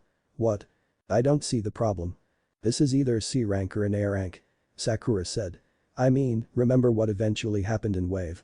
There was a revolution there, and while the Konoha ninja that went to help out didn't have a problem, they could have if Zabuza and that fake hunter nin had reappeared. Naruto frowned. The hunter nin was fake.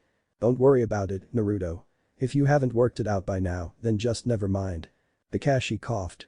Actually, Miss sent us a nice note saying that a lot of their missing nin are no longer missing, so Zabuza is back in the 7 Swordsmen. That does mean he's still alive, obviously. It seems that there was a revolution they seem popular lately, and the cage got utterly vaporized by a massive explosion. Who are the other 7 swordsmen, then, sensei? Asked Sakura. Nobody yet. At the moment it's more of a 1 swordsman. Kakashi shook his head. But enough of that. Let's get going to the port we meet our client at.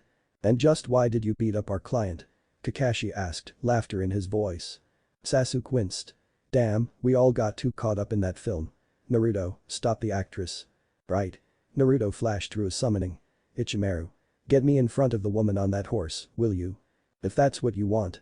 Well, here you go. What's the plan? Naruto responded by summoning again. Keen, be ready for a replacement. Kori, throw up an illusion trigger cloud across her path. Mo, go with Keen for when she finally works it out. So you're going for a prank. We have taught you well. Please, I got you guys for a reason. Princess Fuji rode desperately for safety. She couldn't go back to snow. It was impossible. She'd be killed. Even if all the people there suffered under the rule of her uncle, she was too afraid. Her vision blurred and she rubbed at her eyes, lowering herself on her mount to go faster. Several minutes later, she felt her horse lowing. Up till now, she'd been too busy making sure she didn't hit anything to pay attention to where she was going, but now she could look around. She saw warehouses, the skyline of the town behind her, and a wharf ahead including the ship her manager had chartered to go to Snow. How? Are we done now? Came the voice from below her. Shocked, she looked again at her mount and saw a red-furred back instead of the horse she was expecting. Geen walked up to the Konoha team. Here she is. Nice one, Naruto, she didn't spot it until I spoke. Kakashi looked the princess over. She was enthusiastically cuddling a fox that appeared to be mostly made up of a pair of big dewy eyes, seemingly oblivious to the world around her. Naruto rubbed the back of his neck. She'll be out of it for a while, may as well get her on the ship now. That iceberg looks like the perfect place to get some filming in. The three Chunin looked between one another. Sakura spoke first. I'll be close range, Sasuke be support. Naruto, do that sensor thing and have your fire summons ready. I never bothered ending the summon on Keen, but point taken. Naruto sat down and focused. Wow, the nature chakra here is really different to Konoha. Sort of crisp and clear. Still works fine though. He opened his eyes. Nothing's certain, but there's some areas of higher than normal chakra concentration. Keep your guard up. Don't have to tell us, Naruto. Sasuke muttered and activated his eyes. Hey, actually, watching acting like this is pretty neat. I wonder if they might do special effects like it. What, some sort of time-slowing thing where you can see the flight of shuriken? Shuriken time? Yeah, could work. Catchy name. What the hell? Chakra shield. Sasuke fired off a phoenix flower to test that, producing a shimmer of chakra backlash and no other effect. That's right. It absorbs the chakra of attacks to provide a defense. Sakura threw a kunai at one of the snow ninja. It hit the shield and bounced off. Their weapons are also useless. Hang on, where's the chakra in a kunai? The snow kunoichi looked a bit unsure. I think it also uses our own chakra to shield. You can't get through it with only techniques, at any rate, and generally we're invincible. Two of the snow nin fired off ice attacks at Sakura, and the third began to send ranged attacks at the more distant Sasuke, who replied with his own tools for the enemy kunai and fire attacks on the jutsu. Sakura was saved by a flaming fox that cannoned through the attacks and dispersed them, followed by Keen, who began sending his own fire attacks in support. Thanks Kajira. Think nothing of it. Aya. The smaller fox bounced up from Keen's back. Yippee, boom. The snow ninja may have been immune to elemental attacks, but being positively bathed in flame wasn't exactly pleasant. Naruto. Get the film crew back onto the boat, we're pulling out of here. Oh, I wanted to test the limit of that armor. Naruto muttered as his customary horde of clones carted everyone off the iceberg.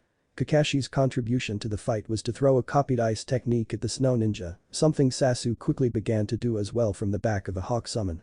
Naruto's foxes dismissed themselves as the ice finally collapsed and Sakura hurriedly replaced herself with a somewhat startled Naruto clone to get on the boat. Hey, that was really cold, Sakura. Oh, cool off. Besides, if I hadn't I'd have been adrift and on ice, all at sea. Sasuke winced. Those puns might have broken the ice, but they're not much good otherwise. Kakashi gave a heartfelt groan. What the hell is that thing? It's a train. Isn't it? I have no idea what a train is supposed to be, or for that matter those colorful metal wagons from earlier. Come to think of it, who was the seal master who made the cinema? All of that is technology, Naruto. Keep up. I would if I could. If we have technology that does all this sort of thing, then why does only Snow Country use it? Apart from things like fridges and TVs, which kind of seem more complicated to me. Kakashi blinked. Not sure. Hell, Oda lost it. Pay attention to me, damn it.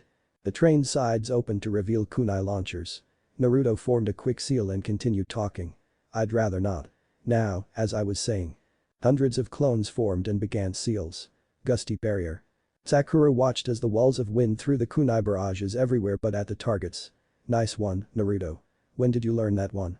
One of my clones saw the sensei of Team 10 demonstrating and it looked useful, so I asked him about it. You know, he wasn't aware there was another wind affinity in Konoha.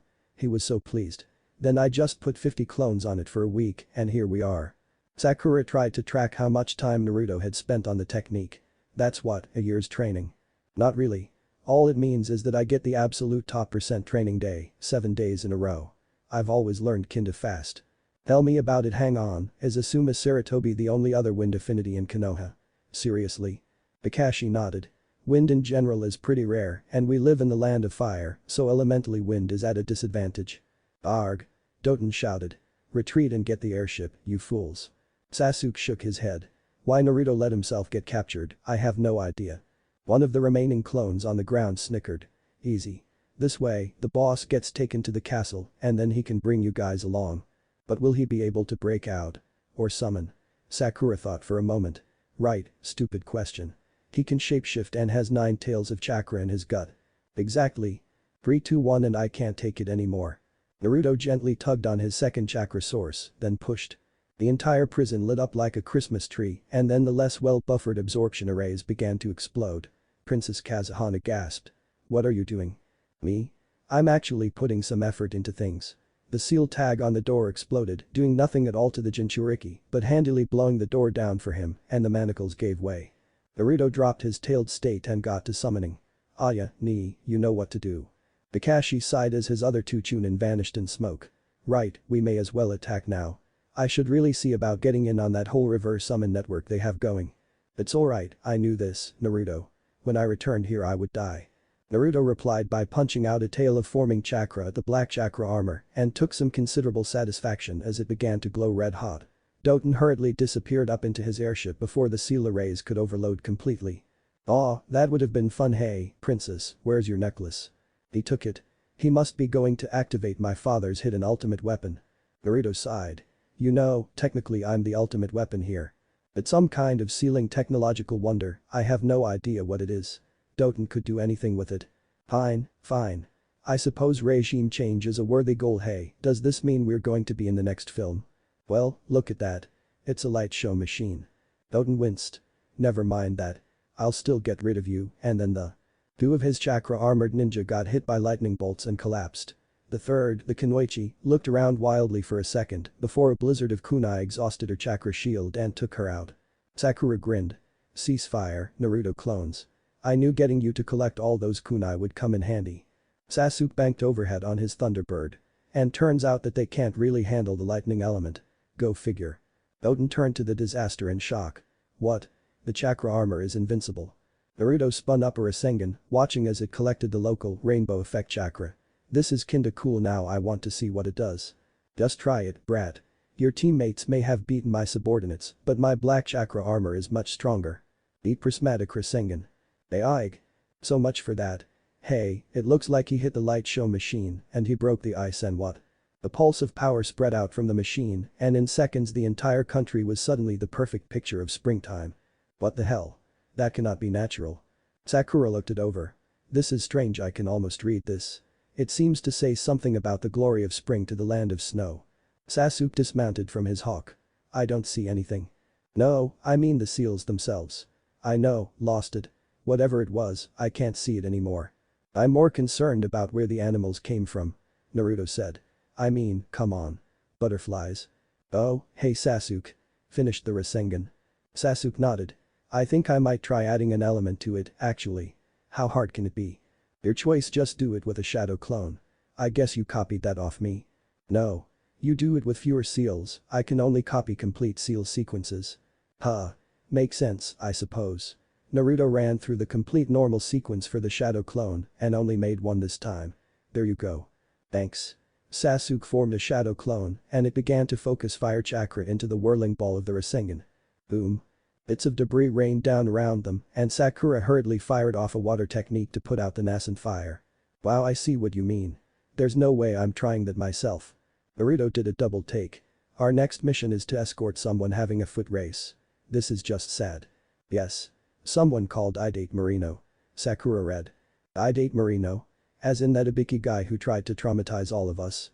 You know I don't know. Sakura tapped her chin with her finger. Could be, let's go and ask him. Sasuke grunted. How? Okay, fine then. Let's not ask him. Wait, hang on. Look. Naruto pointed at the underside of the mission scroll. Sakura flipped it over. A storage seal. Let's see, another scroll came out. Oh, wow. This is how Ibiki got his scars. Apparently, some instructor got his brother to steal the Raijin from Konoha because the instructor said it would mean he'd get promoted. Naruto sighed. Sounds familiar. Sasuke was instantly alert. Raijin. As in, the legendary sword of the second Hokage. I think. Dibs. So very, very dibs. I want that sword. Naruto was a little taken aback. Sure, but why? That sword was able to make the second all but unbeatable on the battlefield. He was a water element, so it can clearly convert chakra into lightning element chakra. I can use the Chidori twice, maybe 3 times a day. This would do what the Chidori does for no cost, or very little. I want that sword. Naruto stepped back a bit. Wow, you're coming on a bit strong there. There are hardly any legendary weapons. Orochimaru and Itachi have 2 of them, Kusanagi and Sakanagi. I am very, very interested in getting one myself. Sakanagi? Not sure, but it's in the brochure. So? Sakura said brightly. I think we can assume the guy with the Raijin is the bad guy, then. Better than that. This scroll has photos and a note from Ibiki. It says, get that bastard who screwed with my brother. Naruto, that's just not fair. What? Naruto asked. From his palanquin. He'd made one out of scrounged materials and was having a dozen shadow clones carry him so that if, or when, they had to fight after going alongside Idate in the race, he would be rested. It makes it look like you're taunting the racers. Well, I could just have a fox or 3 parallel the course, but frankly this sounds better to me. I get to see the race and keep an eye on those rain genin. One of them still looks at me nasty. Sakura nodded. She could hardly argue with that logic. At least not with other pressing issues. Are those the same rain genin from the exams, then? Were they the one that Cory stole the otter contract from? Damn, you might be right. Better keep them out of sight. You. Ooh hey, rain genin. Oboro, right. Naruto said nervously. You. Stole my contract. Give it back. How was it stolen? There were literally no living signatories to it and you'd forgotten it in the bottom of a bag.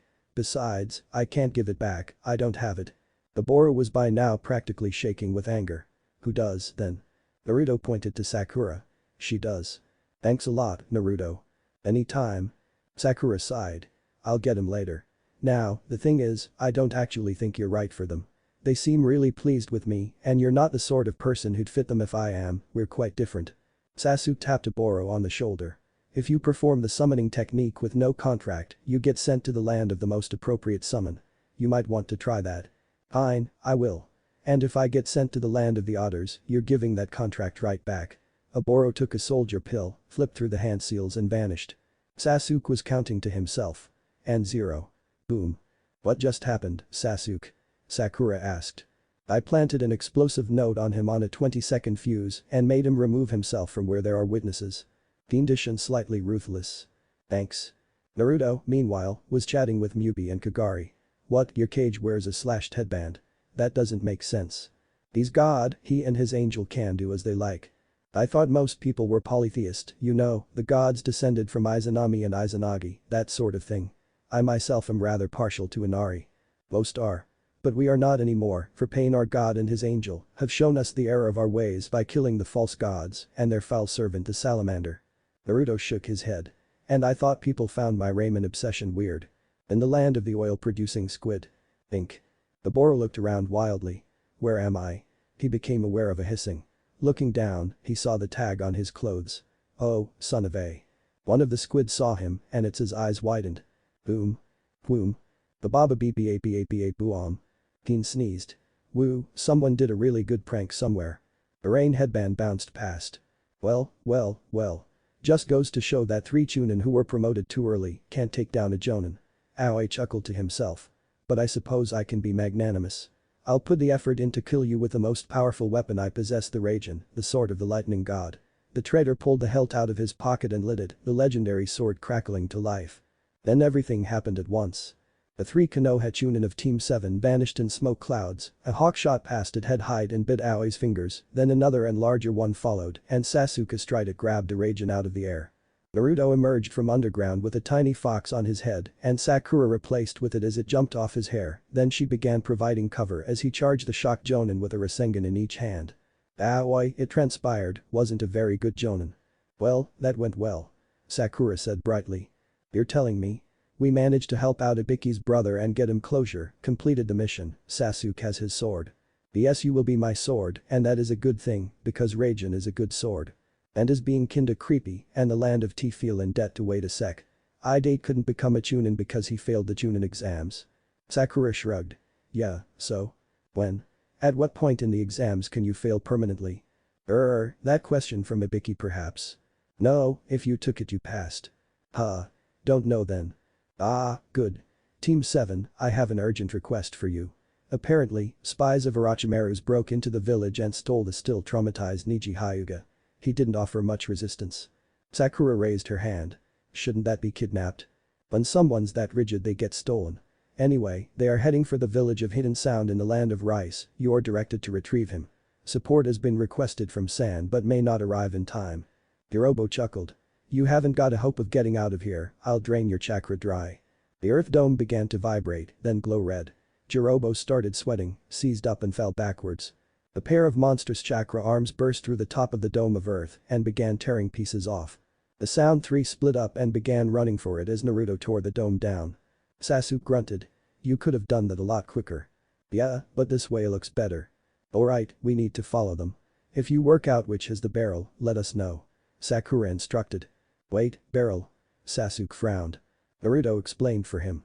One of my clones spotted the barrel just before it popped, they seem to have put Neji in it. Why, I don't know, but it's probably easier to carry him like that. Sasuke considered. Okay. Naruto, take the guy with two heads. Sakura, the enemy Kunoichi and I'll handle the freaky arms guy. Our blood limit lets us merge with your very body, and… Naruto went two tails, and the violent eruption of Millie's chakra burned Yukin out of his system. Seiken gulped. What happened to brother? Not sure, but it looked unpleasant. I'll just be going then. The remaining brother sidled off and was barely out of sight when he screamed abruptly and fell silent. Kankuro walked into the clearing with his two puppets, one of them reassembling itself after a nasty little finisher. Wait, are you the reinforcements? Naruto asked. Yes. Kano has allies. Naruto waited. That's all you're saying? Basically, yeah. Oh, that reminds me. My siblings are along as well, Tamari headed off to the northeast and Gaara went north. How's Gaara doing, actually? I heard he was going for Kazekage. Yeah. His campaign slogan is it makes sense, I can use the entire desert as a weapon. Also all the other Kazekage have a chibi-based powers too, I cut out the middleman. Neat. In our case, it seems like every Jinchuriki has been at the least married to a cage. The eye chuckled. See. I use puppets made of pure chakra, which means there's nothing for you to destroy. And don't think you can sever the animation strings, there aren't any. She played a few notes, and the hulking monsters ponderously moved to attack Sakura. Sakura replied by blinking, forming a Rasengan and replacing with Teia's flute. The Mari tree hopped into the clearing seconds later. The sand. Then she looked around. You. Oh, hi Tamari. Did you make Chunin? Actually, I did. The council decided that my not fighting Konoha in the invasion was a sign of good forethought, and to be honest, I think the prospect of fighting that weapon gorilla scared them too. Neat. Sakura blinked, performed a water camping technique, and cleaned herself of the bits of sound nin. Oh, that's going to make me feel unpleasant for days. Sasuke swung the Raijin in desperate arcs. Kidomaru was making it rain spiders, spider-based weapons, and the occasional arrow made of natural Kevlar. His lovely lightning sword helped, as it could absorb anything that happened to be elemental and electrocute anything that wasn't, but even his 3 at 12. Tomo Sharingan was barely enough to keep him in the running. Was this guy made of caffeine or something? Yeah. Feel the wrath of my best equipment loadout, N00B. Kidomaru called before hearing a low voice behind him. Shinobi. An enormous mass of sand landed on him and he knew no more. You summoned the Shukaku on top of him? Sasuke asked dubiously. Gaara stared back. It worked. Tell your teammate that I desire his address. I hunger for a pen pal. Sure, I'll do that. We better get Neji out of that barrel, though. Sasuke carefully sawed at the final slip of paper, wincing as his Sharingan showed an intense flare of chakra from the seal failing. That was surprisingly hard to open. Agreed. That sword of yours was useful for it, though I notice it appears to have cracked slightly in the battle. Sasuke checked it. Sure enough, there was a tiny nick in the blade. He frowned, then turned the sword off and on again. No nick. So it can repair, that's handy. Neji twitched. Sasuke turned to him. Are you well enough to talk again? Gaara frowned. My apologies. I believe the barrel he was in was also under the Shukaku. Orochimaru checked the time. Shouldn't the Sound 4 be back by now? Kabuto shrugged. How's that flame Rasengan going, Sasuke? What about your water one, Sakura? Naruto asked as he strolled into the new training ground Team 7 had been assigned. Since they were working on technique experimentation and blowing things up alarmingly regularly, the third had directed them to one of the areas devastated in the invasion. Sasuke was messing with shape manipulation on the Raijin, trying to get at the source of chakra it represented. A moment's check by Naruto had found that it actually converted nature chakra, so it was as close to a free weapon as there was. A clone of his was staring at a Rasengan with an active Sharingan, occasionally twitching before sighing. The original Uchiha looked over. Hey Naruto. I'm having to use my eye's predictive capabilities to tell when this thing is about to explode, it wastes less shadow clones. If I'm about to do something that makes it blow up, I can just not do that thing. Sakura frowned. Isn't that an information paradox? And morning, Naruto. The Mangekyo Sharingan is known to be able to warp space enough to form a wormhole, time paradox isn't actually all that far-fetched. Sasuke commented. Oh, what are you doing? Naruto replied with 1500 clones, which spread out across the training grounds and began to explode. Whined Rasengan. And you, Sakura? I'm actually working on another element rather than going for my first. The last time I got an element, it expanded my available aspects, so I hope I'll be able to maintain a three-way split if I develop enough orthogonal powers. She went through a set of seals and produced a fairly pathetic breeze. Oh, non-native elements are annoying. Sasuke frowned. That's actually pretty good, my eyes ensure the conversion works, but the chakra cost goes up a lot for anything not fire or lightning. A muffled boom echoed across the training grounds, and Sasuke went cross-eyed. Clone ran out of chakra from the Sharingan and blew the Rasengan up. That's let's see 30% of my supply gone. I think we need soldier pills. Medic skills. Sakura mused. Might be good, plays to my strengths. Hey Naruto. Think you could get me an in with your great aunt? You mean Granny Tsunade? Sure, I'll see what I can do. Naruto renewed his clones and pointed to a group of 50. Go ask Asuma-sensei about learning more wind attacks. Sasuke raised an eyebrow, knowing the fox code on technique mastery. You got the gusty barrier to the point it's one seal. Yeah, all those clones using it in snow were really helpful on that front. You have a stone that channels strange energy. At Temujin's nod, Sakura rolled her eyes. Right. Hey, Naruto, Sasuke. This guy's never heard of chakra. It's not chakra. It's gel energy. Oh, really? What does it do? It lets people create illusions, fire blasts of elemental power and regenerate. Naruto nodded and casually slid his hand open, holding it up as it steamed and closed. Chakra. The seal is bound by my blood. If I use it, it will seal the vein, but it means I will surely die. Naruto rolled his eyes. Right. Give a bit of that, I'll get a shadow clone to deliver it. Gods, is it just me or is everyone really unimaginative? Wind. Sakura thought, trying for the same sense she had before. Wind dances, flows, cuts and bludgeons. It's the element of finesse, the element of the fine touch and of the vast seething mass of air that extends above us. In ice, it is the sharpness. It can be the presence, the absence, or the thin boundary between. It is the most versatile and the rarest. It is wind. The wrenching and the three aspects of Sakura greeted their fourth member, a long-haired girl with a spring in her step and silk clothes that drifted in the lightest breeze. Well, that was strange. Sakura said weakly. You're telling me? Curry of life, that ostrich, the land of birds, hidden star and I didn't appreciate the whole Naruto is virulently contagious incident, either. You know I have so much chakra that if there was a virus that turned chakra against the subject, I'd basically explode. Sasuke looked optimistic. Surprisingly. Well, here's hoping the next mission is actually interesting. And in a different way to the chakra liquid incident. Yeah, about that. It took you 10 whole minutes to think of using the Raijin on it. What can I say? It was really nasty stuff. Team 7. As one of you has the closest connections to hidden sand we have, you're being sent with temporary extras to help save the current frontrunner in their election, Gaara of the Desert. If this is to save Gaara, then let's go right now. The others can catch up, right? Naruto said, then turned to Sasuke. Can you go and take Nii on a hawk? Or is it quicker if I use Ichimaru? Calm down, Naruto. The sand is far enough away that a few minutes one way or another won't make a difference. Naruto rolled his eyes. And yet, it always does. Always. Have you ever arrived 2 hours early to a battle? Or 3 hours late? It's always minutes. Fair point. Alright, off you go. Temari fell back from Kujaku, the strange woman's swords allowing her to match the Sand Kunoichi's control of the wind. Even her fan, powerful though it was, didn't help enough. Sasuke arrived on the battlefield clone first, his airdropped shadow clone being reflexively taken out by Kujaku as it arrived leaving an unstable flame Rasengan, which promptly blew up and merged with her wind control layers. Temari winced as the massive fireball engulfed her opponent. Oh, brutal. Is your entire team like this now? Sasuke's mount hovered down to head height. I'm a bit more so than Naruto, Sakura's in the middle. But he still won't tell me how he beat that Sound 4 member. Temari nodded. Oh, hang on. Looks like the sword survived the explosion.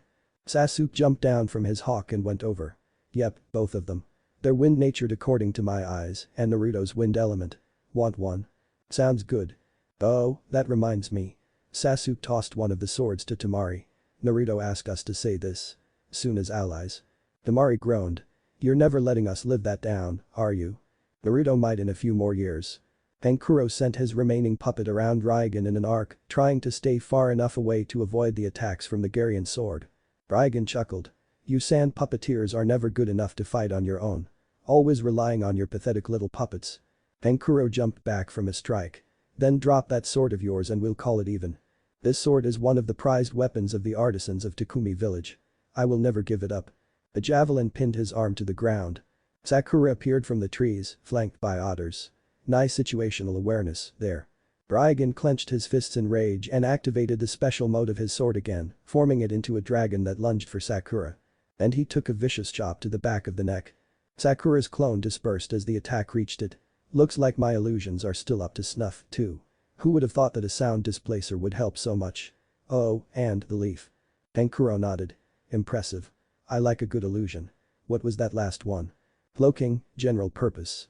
It's transparency, sound displacement and that sort of thing. It means that a lot of the tells that give away a clone aren't there as you're just walking normally while transferring them to the clone. The puppeteer stroked his chin. I might try that sometime. Good luck. It takes me an aspect to pull it off. Tsuko laughed as he saw another person turn up to fight him. The Jinchuriki of sand wasn't able to penetrate his infinite armor, how could another ninja possibly hurt him? Naruto skidded to a halt. Hey Gaara. What's this guy like? He drains chakra. I think that I do not have enough to overwhelm his armor like you did in the exams. Right. Naruto grinned. Charge. It is hopeless, my infinite armor will Tsuko looked down at his armor as Naruto's one-tail state locked him in a bear hug. Should it be glowing like this? Boom. Bits of infinite armor rained down over the battlefield. Shinobi. Naruto said, then noticed another man at the edge of the clearing. Summoning. Death from above. Oki of Takumi blinked, still shocked at seeing the infinite armor blow up, then was flattened by a falling no. Impressive. Gaara commented. We must retrieve my student. She is likely distraught. What, from the kidnapping? No. From not having as much of a chance to fangirl over me. Naruto blinked. You have fangirls now? Then grinned. Nice work. So explain to me again why you think taking him out of the village is a good idea. Jiraiya gave a winning smile. It'll give me the opportunity to teach him as much as I know and to let him get experience in the outer world. Sarutobi just stared at his former pupil. Oh, fine then, it will also get him out of your village while he works on potentially explosive technique experimentation. With more chakra than most Bijuu to freely access and thousands of clones. In that case, approved, get him out of the village until things stop blowing up. Hey, your guy, right? Lee-sensei. Yosh. That I am, Naruto Uzumaki. What is it you wish to talk with me about? Naruto nodded. Well, I'm off on a training trip soon and I wondered if you'd be able to teach me how to open the first gate before I leave. I frowned. The gates are extremely damaging. Why do you want to learn? Well, I heal really fast, regenerate, that sort of thing, and my teacher, not Kakashi but my other one, pointed out that muscles grow by being torn and then healing. So if I use the strain of the gate to tear up my muscles a lot and then regenerate them a lot, I could make myself much stronger. The green beast rubbed his chin. I can't say I've thought of that one before, but it sounds like a plan. The first gate is the easiest to open, but I doubt you can learn it in a day. 500 Narutos appeared. I am serious about wanting to learn this, sensei. Hopefully having several hundred clones trying will be enough, as I just need to know how to perform the primary lotus. Very well. Let us allow your youth to explode. One of the shadow clones detonated. Naruto snickered at the shock on Guy's face. He'd been waiting for that line and overloaded a Rasengan with wind just to mess with the Jonin. So, your time will be divided into several areas. Your own experimentation, of course, but also my speciality covert operations and spying and a better Taijutsu style for your specialities and skills. Add to that some elemental techniques in earth and wind, you hit the jackpot on that one. By the way, only element you might have trouble with is fire, and finally see if we can get your Jinchuriki state stabilized above 3 tails. Ideally you should have the ability to maintain pure chakra cloak up to at least 6th the Nanabi Jinchuriki in the last big war, manage that, and then also be able to manage the shift into secondary form as low as 2. Naruto nodded. I do have something of a style, the fox one. It's mainly based on their body form, so not much good in human shape, but it does emphasize tactical thinking and ambush. Never actually get in the fight yourself when the enemy knows it, that sort of thing. Jiraiya accepted the comment, then replied. The frog style might fit you as well if you ever stabilize Sage mode. It focuses on long-distance movement at high speed, followed by single devastating attacks could complement the fox ambush specialization, actually. One for human form, one for not. Sounds good. Now, where are we going? Jiraiya frowned. Why not start with the land of water and go on from there? I hear their civil war is over. What if Naruto tries to summon without a contract harem? And thanks for watching my video till the end. If you enjoy this content then do consider subscribing to my channel and leave a like if you guys need the next part, comment down, and thanks for watching the video and see you guys in the next video.